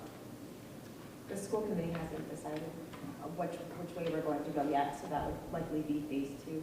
So we haven't decided whether it was we're regionalizing at grade 6 or whether we are regionalizing the entire district prior to that. So, to Mike's point, I think if we've learned anything over the last 30 years, when this regional agreement was first made, is that constraints that are written into the regional agreement for circumstances that were seemingly inconceivable at the time that it was drafted are now things that are coming to fruition, and they are serving as impediments to providing the best education that we can for our students. If we're going to address town lines and the issue of where we're going to regionalize, we really need to understand that if we draw the line at 8th grade, we draw the line at 6th grade, we're still drawing the line. And we're still creating the same problems in future generations that we are trying to mitigate right now. I've heard the rhetoric around this going on. This is my 9th year on the school committee. And I can tell you I've heard it every single year. Our number one responsibility is to provide the best education for all of our students. All of our students. Not just the ones in Hampden, not just the ones in Wilbraham, all of our students. And so when we are looking at what we are trying to achieve with this, there is an aspirational quality to what we are putting forth to tell the people of our two towns, this is what we need to educate our students properly. I do not want to hamstring future school committees with a regional agreement that says we are not unified as a district from K to 12. Obviously, we are going to do what we can to keep kids in their town of residence, to keep them in the schools that they are going to perform best at. We are going to do what is in the best interests of children, of our students. If we can see past that, then I think we have a good chance of making all of the other changes to the regional agreement happen.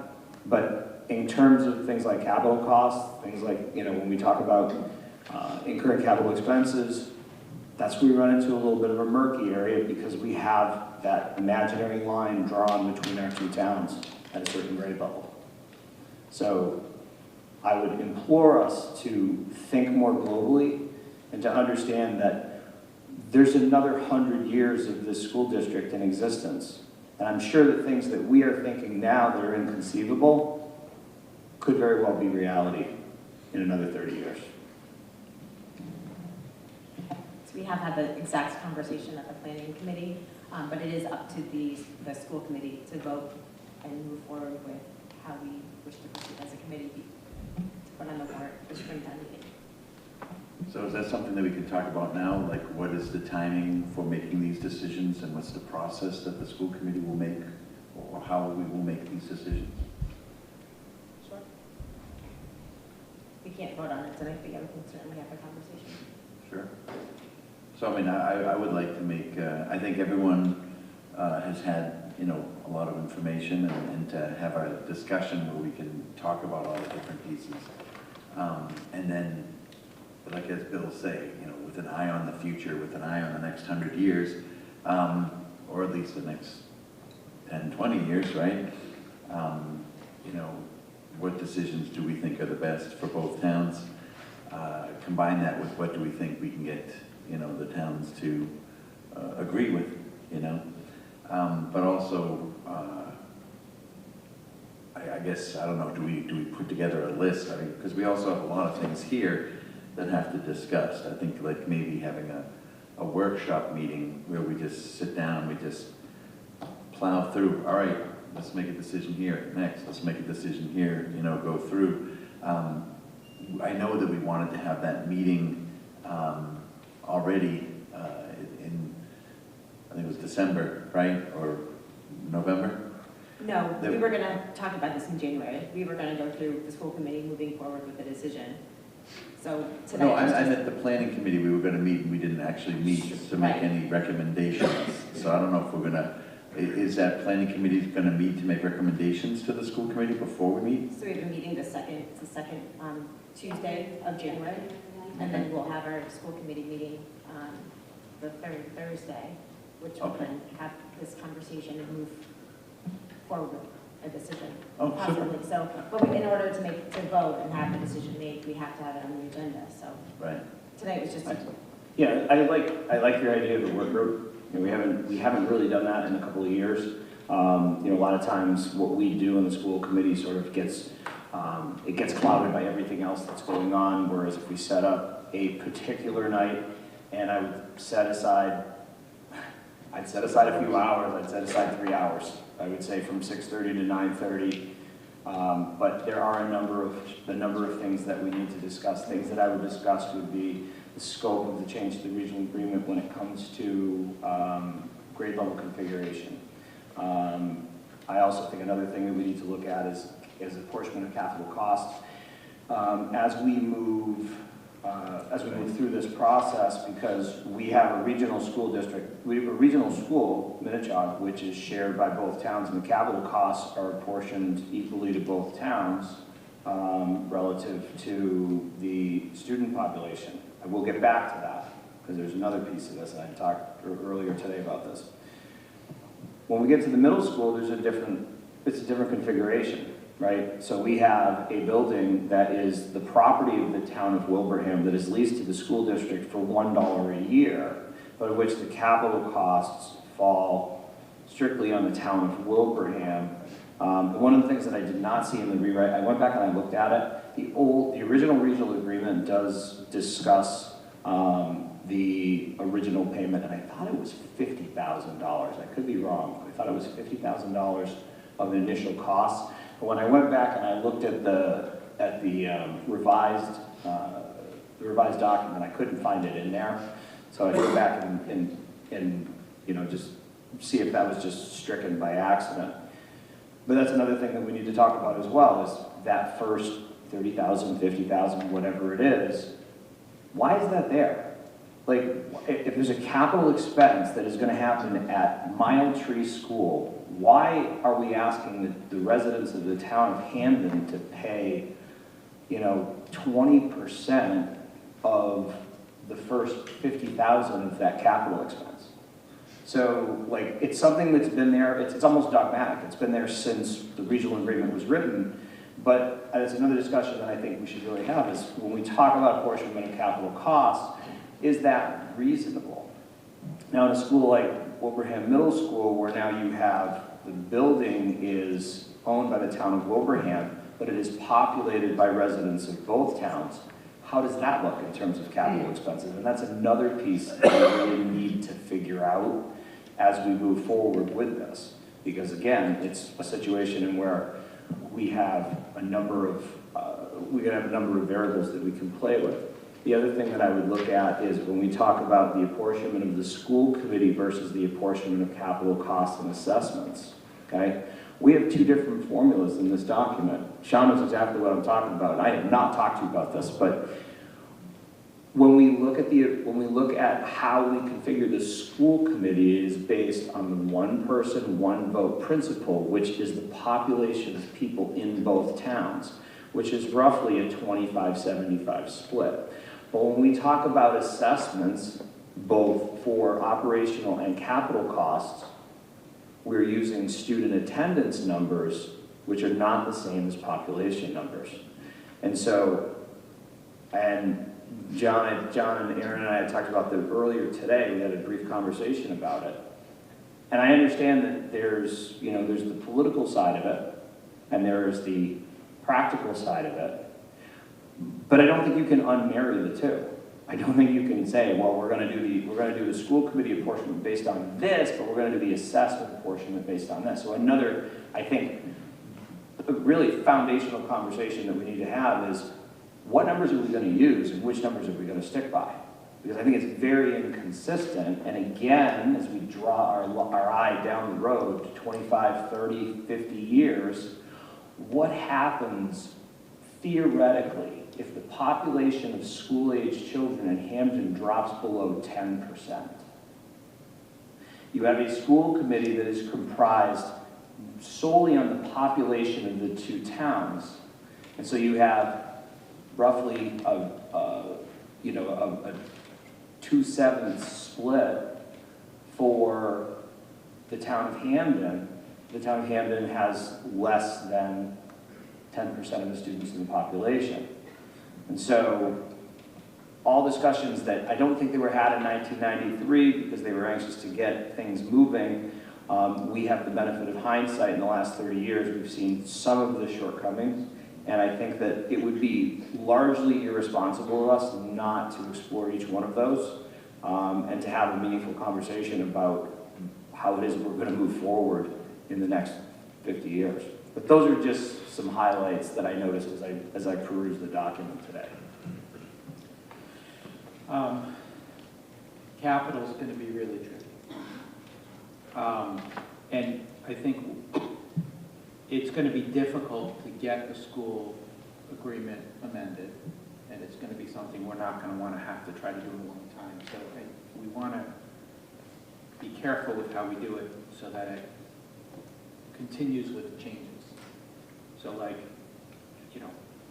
a potential way to consider capital expenses for a building could be based off of head count of students that are in the building that year that has a capital expense.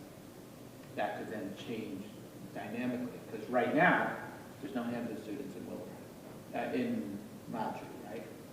But we don't know, there might be 10%, we don't know, it could be 10% Hampton students in Montreal 10 years from now.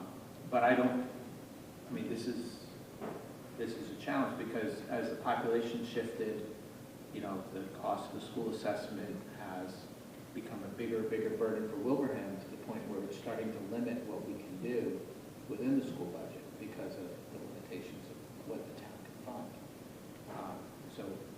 I think that's an important consideration for both towns, because I don't think that either town wants to see any negative influence in the performance of the schools based on budget.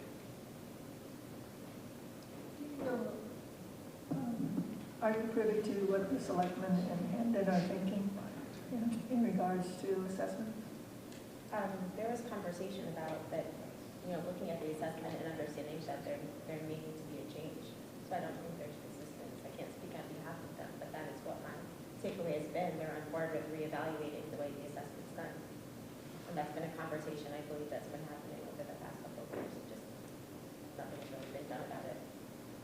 Yeah, I agree with Michelle on this. I think the conversation has been around a 5-year, 7-year running, average, and working that so that any big swings will be softened, both ways. Yeah, we have talked about But even with that assessment, even if you were to shift it to a 5-year, 7-year running average, it still doesn't negate. We'd still be in largely the same boat, because we've seen such a constant shift over the last 5 years. Would it be as bad? No, but it still would be significantly bad. But again, you know, as much like when we're looking at policies, and I didn't think I would enjoy policy subcommittee as much as I do, only because it's a challenge. He definitely enjoys it. But to me, it's a challenge because we're trying to make policies that are descriptive and fair, but at the same time are not going to that aren't going to constrain you as you look at changes within the environment of education. And so, like I said, the regional agreement, there's a lot of problems with the regional agreement. And I honestly, I have nothing but high praise for the people that did that, because it was done in a period of 6 months. If you actually go back and you look at the minutes and how quickly regionalization occurred, the meetings really started over the summer of 1993, and the vote was in December. These people moved, and they moved fast. So I have nothing but high praise. And I think that, you know, I hardly call us geniuses for having 30 years worth of hindsight and then finding some of the shortcomings of it.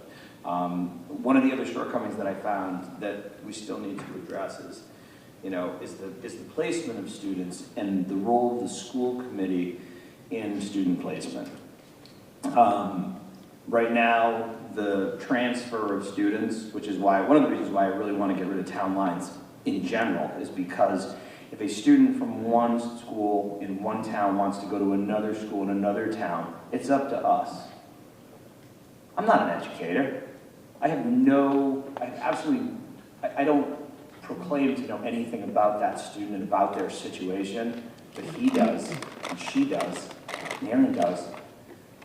And so I want them to be the ones to make that decision. I don't think that an elected member of a school board should be the ones to decide the fate of a child who's making a pretty big decision, and their parents, about whether or not to transfer from one school to another. And so I think that's another part of this agreement that we really need to work on, is making sure that we understand where the line of separation is between administration and school committee, and understanding that these are the people that we hire to run the district. And so providing as few guardrails for them to be able to do their jobs and do it appropriately, I think is tantamount to the success of the district. Have you ever found out why they decided to do it that way? Is Rich on the phone? Yes. Hey, Rich, back in the day when we were making the changes, when we were making the regional agreement, and the decision was made that anyone who wants to go from one school to another has to go through the school committee, why was it made that way? Or was it, you know, do you have any insight on that? That's an excellent question, and I don't remember why it was made that way. But I do remember that we were really under the gun, that the state was going to give us money to regionalize. It's going to be a big difference, and we only had 6 months to do it. And, you know, there was experts that were around, people were from both sides were putting their 2 cents in, and we had to get the towns to buy in, so it was a lot of, you know, horse trading back and forth, because you had to get the towns to vote for it. And it was going to consolidate 3 school committees into 1 school committee, because we had the elementary in Hampton, the elementary in Wilbraham, and then we had the regional school district committee all together working on this. And then we had different people from different committees. I was not on the direct committee, you know, where somebody actually put it, but I was part of the discussion. And, you know, since there was so much of it, it's like those big bills in government, you know, it's 20,000 pages long. And that somehow or other they probably took templates and recommendations from DESI. That's interesting. You know, we might also want to get, I'm trying to think, Kate Belsky, I think, was around, right, at that time?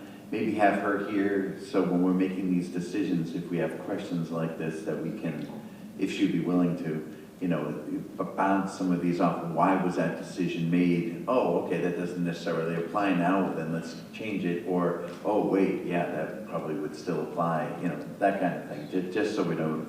I think that regular would be very helpful. The other part is that the things that we're discussing about changes that we want to make to the regional agreement, we do have to have approval from DESE. So if there are things that they're not on board with, that they're not going to permit, we're not going to be able to change. I think the majority of the things that we've talked about here, I don't think DESE would necessarily have a problem. I don't think we're talking about doing anything crazy. I do understand, and you're right. In general, I wasn't necessarily about what you're saying, but I think DESE would weigh in very heavily on any formulas or ratios on splitting costs, student head counts, distribution of students.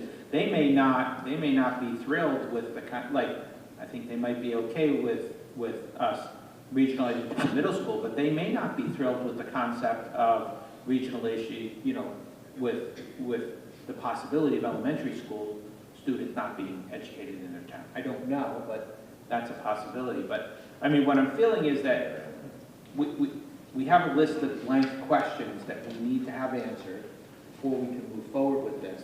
And what we really need is the planning committee, which has representatives from both towns on it and from this committee, to give us recommendations for all the blank questions. So maybe what we should be focusing on, instead of discussions about the answers right now, is making sure that we have a good list of questions to arm our representatives who are on the planning committee to go to the next planning committee meeting and say, okay, we need recommendations on these questions, you know. And the regional agreement was going to be done. We were going to address this in phases. So these were just some of the preliminary changes that were going to be made. A lot of them were boilerplate. And so this obviously brought up some additional questions that we do. These are questions that we will, as a school committee, have to sit around and talk about and go through each section and decide, is this something that we want to maintain, or is this something that we're looking to change? And get consensus on that. Yeah, so the expression is how many bites of the apple do you get, right? So as we look at, if we look at modifying the regional agreement, you know, everything that is done in modification of the regional agreement will take a vote at town meeting, okay? So whatever we do as part of the amendments to the regional agreement will eventually have to be ratified. How many times do we want to do that? I mean, if we're doing it in stages, right? No, so I didn't mean stages as in we're going to go to town meeting like 8 times. We're not going years in a row. All right. We're doing it in phases between now and before we go, before we present, before we go on the warrant. Yeah. So it's really phases of the school committee to present to the attorneys to say, okay, so we've discussed this here, just like we did for this first portion of the regional agreement, we sent to the attorneys with that initial language, and then coming back. So that's phase 1. So next, phase 2 are kind of the conversations that we're having now, digging down into those questions and having those conversations. But we do plan on going to town meeting with our best foot forward. So hearing Mike's suggestion, the only feeling that I get is that it's kind of the tail wagging the dog. I don't think we should be asking the planning committee for direction. I think we should be asking the planning committee to come to us with those specific questions. And then, because ultimately the decision on the regional agreement is not left to the planning committee, it's left to the school committee. And so we should not be looking at the planning committee to tell us what to do. We should be looking to the planning committee to say, these are the roadblocks that we face, and these are the blank spaces that need to be filled in. Please help us do that. Yeah, but Bill, we need recommendations from them. Why? We don't have. Why? And why are we going to take recommendations? Isn't that the whole purpose of the planning committee, was to go through all these surveys, to go through all these interviews with people in the town, and then to be able to, we don't need to follow their recommendations.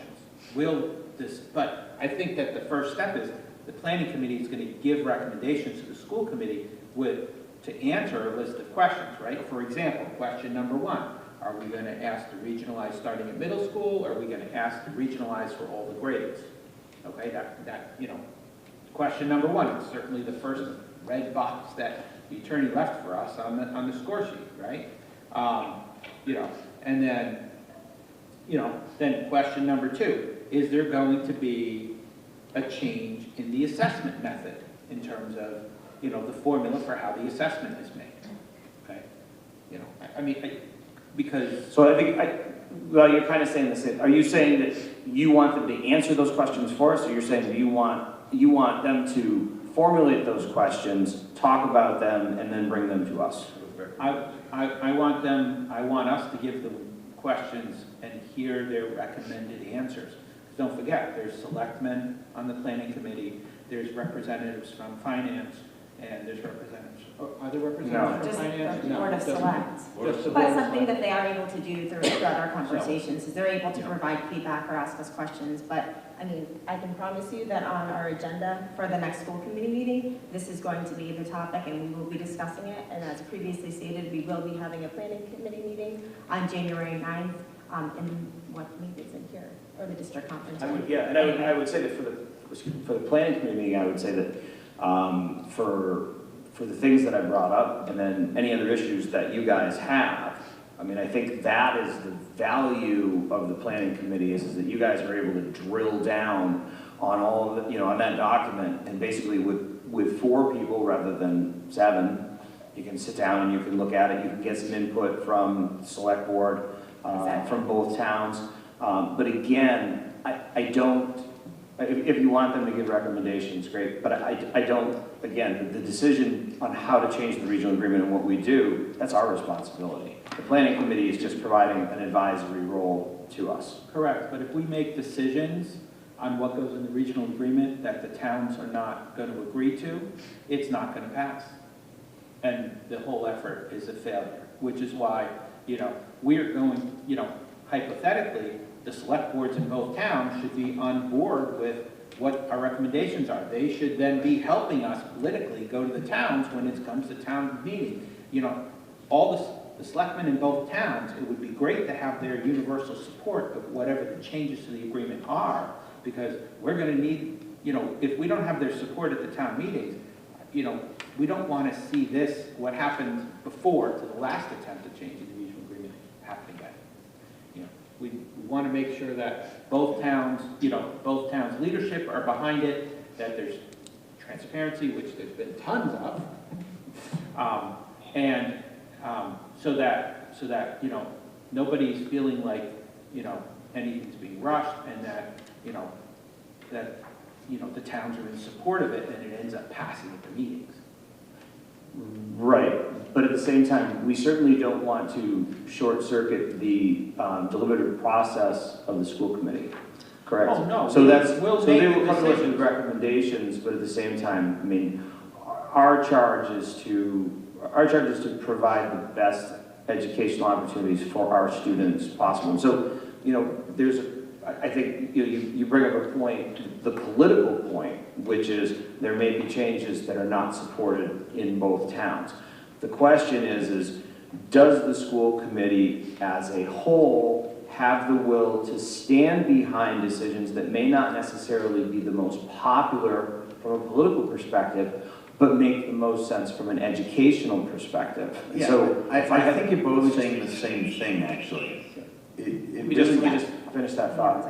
So if we had to make if we have to make a decision, you know, on principle versus practicality, that puts us in kind of a bad situation, right? Because we're now I don't want to violate the principles of providing outstanding education for the practicality of saying, well, it probably won't vote, so we're going to have to do it this way. I think our job as the school committee is to use our administrators, to use the planning committee, to distill all of that information into the deliberative process amongst ourselves to basically come up with what we think the most reasonable path forward is. Yeah, we are a political body. I was going to say, one of the things, I'm actually watching this, like when I watch, it's a 10-second delay over when I'm talking and hearing you, so it's like trying to sync up the football games. But anyway, when we were deliberating back in the day, one of the key things was that before we had this regional agreement, every time the schools wanted more money, the town like Camden would have to go for a 2.5 override.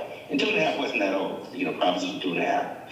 And then one of the key things that we did when we actually passed this and put it in, whether it was key or not, whether everybody understood it or not, but we understood it, doing it was that we were going to get our money first, and if they need to pay for police and fire or anything else they need to pay for, that would have to be a 2.5 override. So that was just one of the things that we actually got more, the schools actually got a big boost in that part, that we got our money. It wasn't like fighting every single time, and the towns had to vote for an override to get our school budget passed. And that was before that agreement. Okay, so as I mentioned previously, this planning committee will be meeting, and I think we've so far, in the time that the planning committee has been meeting, everyone has been able to have, you know, a very respectful conversation, asking good questions, and we are able to drill down, and people can bring up issues as they see would maybe come up with their board. So I think that we'll have more to report on what the planning committee has to say at our next school committee meeting, and we will have a more in-depth conversation surrounding those details of the regional agreement. Could I just ask a question for clarification purposes, to make sure that meeting is everything we want it to be? So, I know that we want to discuss what grades this extends to, the scope, if you will, what assessment methods and the process of transfers. Those are the issues you put on the table. What I'm unclear on is whether or not this committee wants the planning committee to go through the regional agreement and try to address all of these things that are left blank at this point. I don't think the planning committee has seen the draft changes, the recommendations from the attorney, so since they've come in, we've not met, so they've not seen it. So we would have that conversation looking at seeing what questions came back.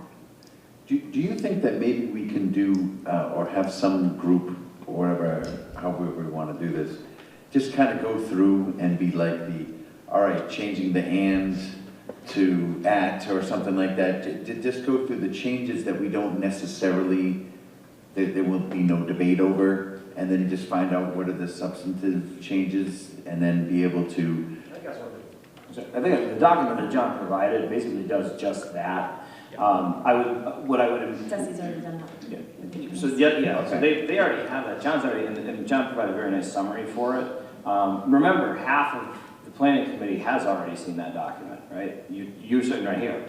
So basically, the question is can we get that to, you know, Don and Terry and have them look at it, so that, and I mean, it's homework over Christmas break, sorry guys, but to come back to that planning committee meeting, and like I said, the issues that I've raised, I'm sure there's going to be other issues that will come up. Again, that to me, I think, is the valuable part of the planning committee, is being able to look at those things, not just from an educational perspective, but also from a town governance perspective, and then come back to the school committee to say, okay, these are the issues that we see coming out of the planning committee. So where do you guys think we need to go in talking about the regional agreement? It might even be good if they get a copy of this in time, that they could discuss it with their fellow select persons at a select person meeting prior to the next planning committee, so that, for instance, Terry, when she comes to the meeting, I've discussed it with my colleagues, and these are our feelings, and likewise the same with him. That's the hope. That's why we're scheduled not the first Tuesday we come back. You give an extra week to give people some time to have their respective meetings before we convene.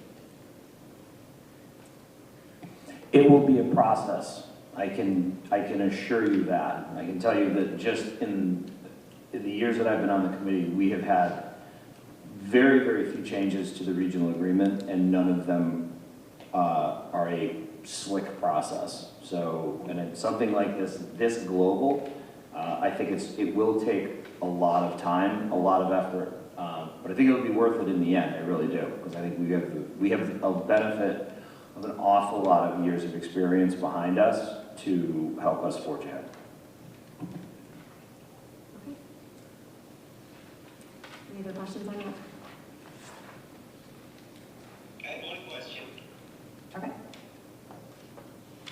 That was, I think somebody texted you today, is that when they talk about weighted vote, does that mean that, I understand you can say, well, maybe it's going to be 4 from Wilbraham and 2 from Hampton, but they're not actually considering saying, okay, you know, this person's vote is 9/10 and that person's vote is 1.1, and we all raise our hands. Somebody has to figure out who is really winning the vote. Is that what they're talking about? Yes, that's absolutely what they're talking about. So that follows the principle of one person, one vote. And where is that principle of one person, one vote? Is this the Massachusetts Constitution or the U.S. Constitution? I believe it's an MGL. We could look up the reference for you though. And there are school committees and groups like that, and being certainly the Senate and all that. Yeah. Nobody's percentage. So my last school committee, one of my last school committees consisted of 18 members, and we had weights that ranged from 2% to 7.5%, 8% across those 18 people. So we had a spreadsheet we kept at every meeting to figure out quorums, to figure out 50% votes, and then to figure out 2/3 votes. They certainly don't do that in the Massachusetts Senate, the Massachusetts House. Obviously, every 10 years you bring a portion, but they certainly don't divide anybody's vote. So I was just wondering where that comes from. Well, when it's 93-7, I don't think you necessarily need to worry about that too much. Anyway, it's just interesting on that, and I certainly, what I appreciate is how unified our school committee is. I appreciate working with all of you. We're all for the education of everybody, and I just didn't understand what they were really saying by that percentage thing. So I really appreciate, working with a great group of people here for the kids. One of the other things to remember is as school committee members, we do represent the entire district and all of our students. Correct. Okay, so we will move on to the discussion and possible vote of the Minnetonka Regional High School capital needs assessment quotes. Aaron? Alrighty, so at the last meeting, we had 2 proposals, one from EBI Consulting, one from RTA Architects. EBI Consulting was the low bid at $50,430. That is to do the mechanical, building envelope, physical needs. So that was on the table for last week. We do have the IT side pieces. I actually, we need, when we put out for 3 quotes, we need to get at least 2 back. I just got one of them on my cell phone tonight as we were in this meeting. So we have 2 quotes, one from AOT Consulting for $21,900 and one from System Software Support for $25,000. Again, we are compelled to take the lowest bidder. So if we want to move forward, we would have to take the lowest, cost proposal on each. And just for the record, I want to bring up that AOT Services was a company that I have worked for, I think it was 5 years ago. Other than telling him, please make a bid on this, I have had no communication with him whatsoever.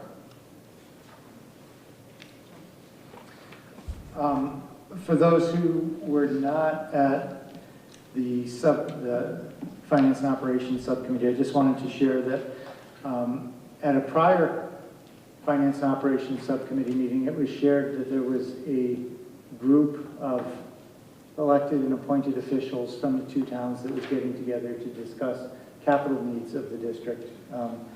At that meeting, we were able to share some information, which I attended. At that meeting, we were able to share some information about the capital assessment quotes for the physical plant, and a debate ensued about whether or not it made sense to do that.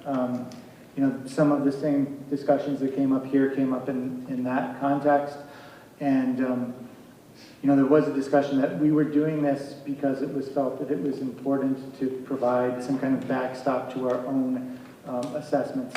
However, I think some different points of view were shared at that meeting about whether it was a good expenditure of money, especially at this time when consulting costs are high, and that it might make sense to do that at a later time, or it might make sense to divide it and maybe do the technology one now and wait to see if maybe we can get a better price for the capital one at a later time. I just wanted to share that because I know at prior meetings we had gotten messages that it might be very important to do the physical plant assessment. So there seems to be a little bit of shifting thinking around that. Yeah, so just to reiterate a little bit, so basically when they found out how much it cost, there was a, whoa, maybe we should wait a couple of years for when the cost of consulting goes down. I'm not sure that any cost of anything will go down, but I think they got an initial sticker shock. I mean, when you compare it to how much money we're talking about potentially spending through this fund over the next 10, 20 years of being $10 or $20 million, what was it, roughly a total of like $74,000. Doesn't seem a lot when you compare it to 10 or 20 million, but at the same time, $74,000 is a lot of money. And what value will it really give on what information we already have? So I think the gung-ho attitude of it became less gung-ho, I think. So as I look at the costs of those, and I look at the potential return on investment, I see two very, very different outlays. This building is 12 years old.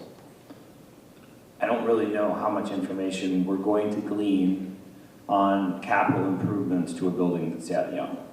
My house is 25 years old, and it's still structurally in pretty good shape. I don't think there's going to be a ton of stuff that I think they're going to come back and they're going to say you're going to need to replace the roof in 10 years, you're going to have to replace boilers, we already know that. But I don't think it's going to give us a ton of information. The flip side, and we talked about this, and I'll talk about it in the technologies, we talked about the technology subcommittee piece, but I'll bring that up. There I'm not so sure if that money's not well spent. And the reason why I say that is because this district does have technology needs, and I would say that Bill Powers is a very, very, very bright guy, and he works extremely hard. But technology moves at the speed of light, and the consultants, if we get in technology, may be able to provide us some insights, not just on what's here today, but what's coming tomorrow. When we look at, I think, the key pieces of the technology piece, which is wireless access points, networking, and most importantly, security, which is the camera systems. I don't know if that money, I would actually be for spending that money because I would be interested to hear what a consultant would have to say about technology, especially with our camera systems. And I will tell you that Rich brought up some really, really good points when we talk about camera systems, and the concept of having 140 continually recording loop cameras versus having a fleet of continually recording cameras in key spaces and then augmenting that with motion activated cameras. Is there a role for wireless cameras? Is there a role? I think all of those questions are keenly interesting, and especially when we look at potential technology impact to the budget immediately of $1 million, then I'm in favor of spending $20,000 to say, hey, what can you do with this? And do we think that there's a possibility that we can take that technology cost, not only the immediate cost, but also the ongoing costs, and lower those? I guess we're flipping. I was a very strong advocate for going forward with both of these. But the driving force behind that was I really felt that the towns really wanted it to happen, and it was going to be necessary to get their full backing and support for what we needed for the schools. Now that that does not seem to be the case, and the towns have backed off with kind of their strong position that we really should do this, I look at every penny that's in the fund that we would be spending on this as money that could be contributed towards actual capital needs for the building and stuff that directly impacts the kids. And while I see your point though, I also kind of, I don't know, my perspective is like, I don't see much point of doing one without the other. And so I'm still looking at it at the $74,000 price tag. Because if we don't have a whole picture and the whole thing, you know, how, you know, I mean, the whole point was to get a whole picture as to what the expenses were, so the towns could plan out for 5 years, 10 years, and make sure the funds are available. Now that they've changed their stance, you know, I guess I'm not in favor of doing either one right now. So my takeaway was that the towns were still asking us to do it. I think that some of them were not as, you know, dare I say, gung-ho about it after the price. However, I think they said that it's not, we don't have to do this, do the consulting immediately. So if we wanted to wait a year, or we could do, you know, partial, we could do the technology or the physical, and we don't have to do both immediately. The mood was we still need this done. Maybe if we wait a little while, the prices will come down is what I think the general consensus was. Right, because it was a consultant-rich environment. So that's why initially I'm not, and I'm not in favor of doing one without the other, but doing one now and then one later, like doing the technology one now, because that is the piece that is, you know, right in front of us that we're talking about. There's a good portion of our capital needs that we're asking for, our capital costs are technology-based. Right. And then we can put off for a year or two, you know, when the prices come down. For the, yeah.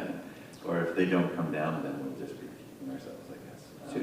To echo the words of one of my favorite attendings when I was doing residency, I would always ask, what is the particular problem that we're trying to solve? With a consultancy, the problem that we're trying to solve is to figure out what do we need. Now, when it comes to capital costs, I do agree. Like, you know, could you do a capital assessment of this building at, you know, a consultancy 10 years from now? Yeah, great. Right, fine. Maybe 20 years out, maybe they will find some stuff, cracks in, you know, foundation, whatever. But with the technology piece, as I said before, the problem that we're trying to solve is that we are facing a pretty steep price tag for what we have for technology and replacing it, but it was a technology plan that was put in place 15 years ago. And so we need to start thinking about 22nd century technology rather than thinking back from 21st century technology. And I don't know tech. And Sean, you know a lot more about tech than I do, but you still don't know that much about it, right? And so that, I think, is the value of a consultant, because you can bring these people in and they can say, not only here's what's available today, but here's what we see coming in the future.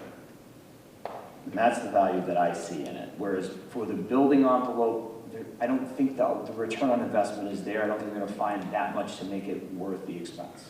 The technology moves so fast, right? And like, what company were the hot, great companies when I was doing this 5 years ago?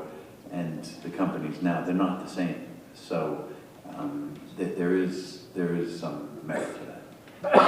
Okay, so would someone like to make a motion?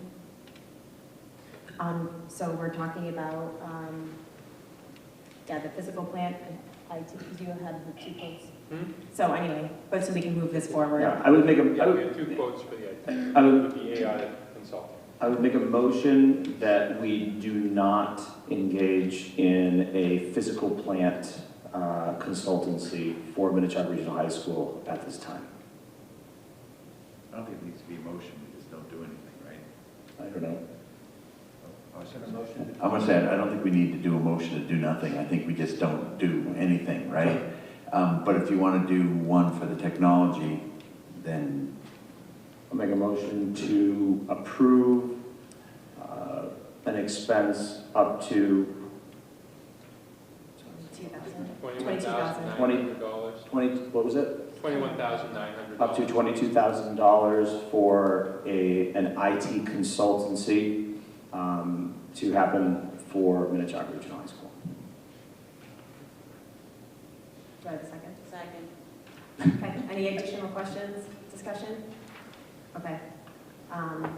Let's do all in favor? We got a roll call. Oh, roll call. Oh, because Rich is on one side.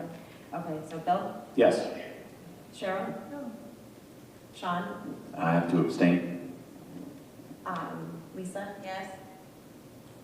Rich? Yes, I couldn't hear anybody else's replies. That's okay. Yes. And myself, yes. Okay, so motion carries 4-5? 511. 5-1-1. Thank you.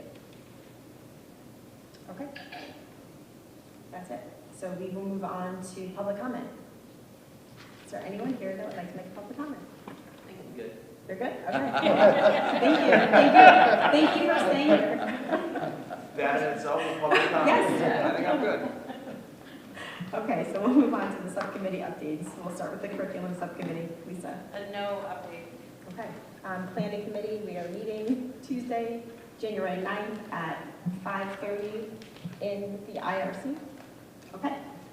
We will move on to finance operation subcommittee. Sean? There was a lot that we've been talking about, but I think the only thing I want to bring up that I thought was something that we should be thinking about, we start every meeting with a list of the things that we're doing to save money in the district. I think we should expand that each school can submit, you know, to really like show these towns what we are doing to save money, because I knew we were doing a lot more than what we're actually showing. But the other thing I thought was interesting was when we ask for this money for this building, when we ask for the money for our budget, we need to be able to show the towns and the people in the towns what they're getting for it, what improvements they're making. So if we do this reconfiguration, we're going to save X amount of money, and then we think that, you know, it's going to impact the students in a positive way, and here's how we can show it. And I know as John gets more embedded into this district, I see the way that he is taking us down is showing us the improvement and how we can improve and what the improvements are and the best ways of doing it.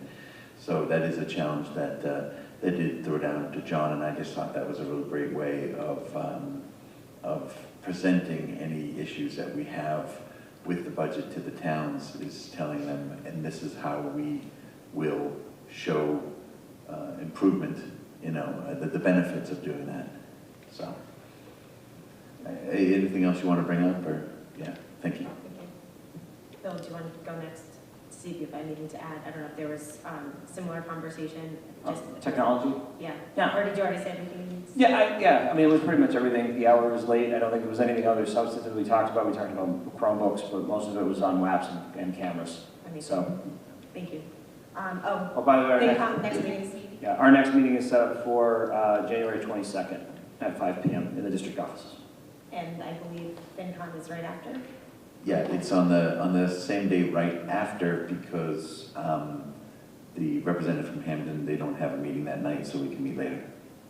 So 6 p.m. in the conference room? Yep. Okay, so we will move on to the LPVEC collaborative representative, Lisa.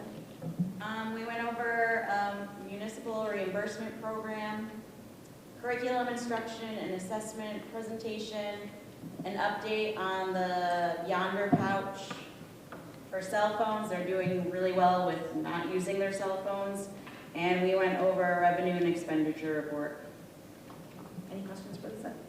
What's a Yonder pouch? The kids go and they have to put their cell phones into the pouch, and it gets locked for the entire time that they're there at CTEC. And then when they leave, it gets unlocked and they can have their cell phone. Do that here. Okay, so negotiation subcommittee, nothing at this time. Move on to policy subcommittee. Mike? Is there a meeting with negotiations anytime soon? Not yet. Okay. Okay, at policy subcommittee, we have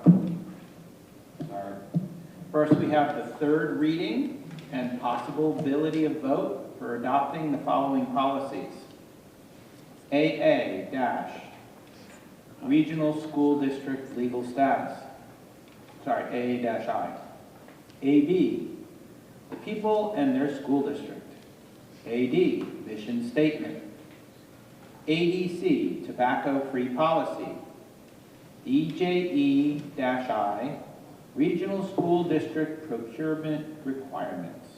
I make a motion to approve the 5 mentioned policies. Second. Any questions?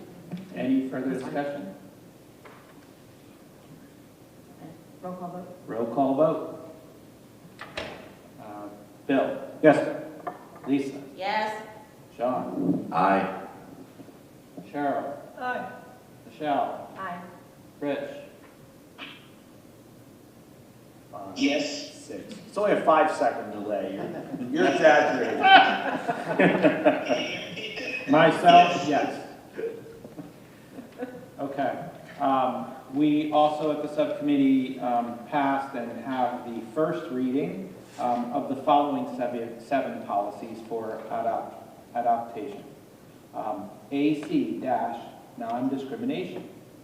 AC-R, non-discrimination policy including harassment and retaliation.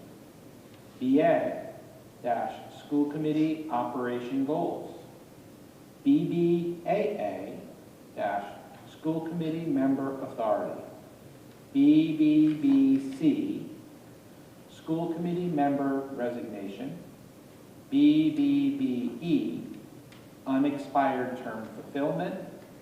BDFA, school councils. And our next meeting, the policy subcommittee, Erin, do you remember what date we decided on?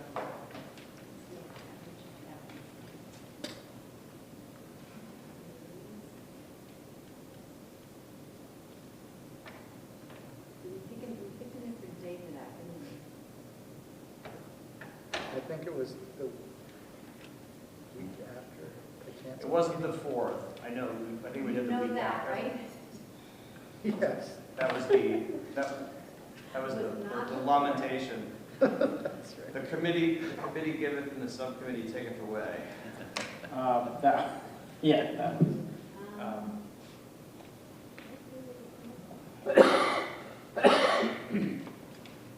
Michael, did Oh, you pick a different I day? believe we went with Thursday, the 11th at 6 p.m. Yes, you're right. Yeah. It'll be in the district conference room. Great, thank you. So we will move on to Sean for the MASC resolution update. Right, so this was kind of a twofold thing. So at the MASC, MASS conference, we went over all the policies. There was so much debate. Resolutions. The resolutions, right? There was so much debate and back and forth, and it really it got out of control. I think I saw Michelle afterwards, and she helped bandage me up from all the wounds that happened during that meeting. But it was because of that meeting that they asked me to join the legislative committee from the MASC. So I'm hoping that we can leverage that into something. You know, at least getting more information on a statewide and federal level. So, they haven't really sent out the minutes from our last meeting on that. But it was really like our motion, our resolution did not get passed. And frankly, it was because a lot of municipal school districts were like, well, hey, you know, we don't get this money, so why should you get this money for transportation? I'm sorry, that's really what it came down to be. The only, I think there was a couple resolutions that passed, and one of them being that when we were saying about how that the administration will work with local municipalities to come out with information about gun safety. I think with the changes and edits and stuff, that's how it was. It would work with the police department. So your police department would give some information to John, and then John would help disseminate that information out to parents, which is how it should go. But I think that was what was positive. I'm just curious, so in the course of the debate with these municipalities, did you ever once just ask them, what difference does it make to you? It absolutely has no bearing or impact on a municipal school district's budget, how much money we would potentially charge a family if they chose bus ridership to make up for shortcomings in Chapter 71 funding. We had, for every line that we had in that, there was someone that was passionately against it, a different person. We had like 20 people speak against specific parts of each thing. It was like, it was just really overwhelming. But these are municipal school districts in which it has absolutely no bearing on it all. Yeah. I was dumbfounded by it. I thought this was going to be something that was going to be an easy, because it's just a resolution. It's not like we're actually making it happen. We are asking MASC to say, hey, listen, these are the things that we care about, and to go to the state with and say, look, this is what we care about. And it was really interesting. I did recommend that maybe next time, you know, have a meal at the beginning, you know, for some people. You know, definitely no alcohol to be served. People going out and getting drinks at that thing. It was unlike anything that I've ever seen before. Before, it's always been like, okay, yes, they pass everything and it goes, you know. But this was like, it was. So you've done this. This is like your 8th year doing this. Seventh year doing this. Yeah. What was different? What was different about, was it the? I think a lot of new members. I think a lot of members and the leadership. So the leadership, they didn't do a good job of running the meeting. So Glenn Kuchar was the moderator? Not the moderator, but like the Robert's Rules guy, right? Okay. And he knows Robert's Rules really well. But what he said to parliamentarian, right? What he said to me afterwards was like, yeah, I'm not used to like this kind of like back and forth, and people like I just wasn't used to it. He goes, we do it a lot more civilly, you know, in MASC and stuff like that. And I was like, yeah, it was very. You had a lot of people who were new to the process. A lot of new school committee members this year than any other year I've seen before, and people were just very excited about it, and yeah. So I did recommend that. I know we do have a meeting, and I know Michelle, I know you went to it, where they were fine-tuning things before putting the resolutions through. I just think that people need to know that they have been workshopped, and not to, you know, to workshop it so much. But we had, seriously, it was like an amendment to the amendment to the amendment. That's how deep it was getting. It was getting so confusing. I made a motion to end debate. Yeah, end debate. I made a motion to end the meeting. I made motions just to like, listen, this is really, we're really not getting anywhere. And I was trying to answer especially with ours, I was trying to answer people who asked, but there was a lot of more emotion mixed into it before than just straight out logic. It was, like I said before, I really think that they need to feed people beforehand. And keep the alcohol away. Yeah, and keep the alcohol away. Two good points. This is not to say that we're a bunch of starving alcoholics at that meeting. I'm just saying that, you know, it's at the end of a long day, and there was a lot going on, and there was confusion and passion. And the passion, and it was great.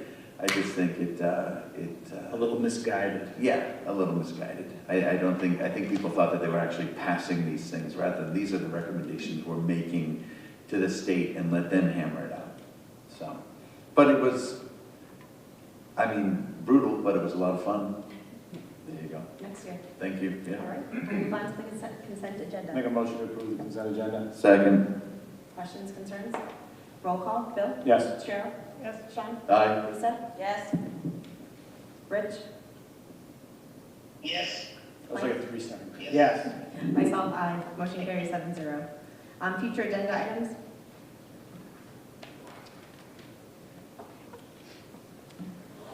I know I also wanted to put on there, I talked about it last time, and maybe it's something I can talk to you about, but we're using a lot of websites for homework and stuff, and I'm sitting down, and I just have the only instance from my son, you know, in middle school, and I'm, you know, trying, you know, to help him with his homework, and sitting down with him, and I don't understand. I mean, I understand the math, I just don't understand why they're asking questions about the word "the" in the math question. I mean, it's like, it should be about the numbers and stuff, not about, it's just really confusing for me. So I don't know if that's something that this teacher has just picked a website and she's giving homework for that or is that something that's a coordinated effort? I really would like us to talk about that, you know, what we're doing and such like that, beyond what we just did today.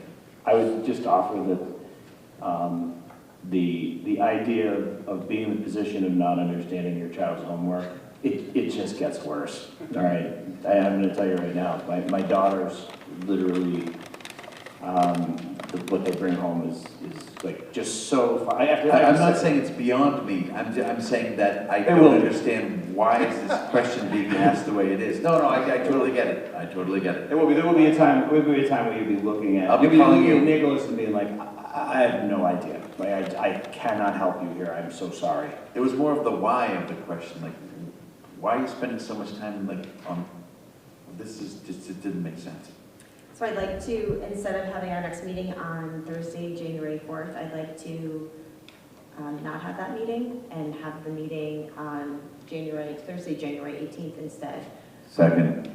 That's Okay, fine. so just our next meeting will be here in the IRC, January 18th at 6:30 p.m. And starting in January again, we will be beginning to move our meetings. So we'll have our second meeting of the month in a different location with exception to January, but that will be shared beforehand. So I'd like to wish everyone a continued holiday season, Happy New Year, and may I have a motion to adjourn? So moved. Second. Perfect, roll call. Bill? Yes. Cheryl? Yes. Lisa? Yes. Sorry, Sean? Aye. Rich? Mike? Yes. Okay, myself, aye. We are adjourned. It is 8:51. Thanks. Happy New Year. Merry Christmas, Happy Hanukkah, Happy New Year, Happy Kwanzaa. Happy everything.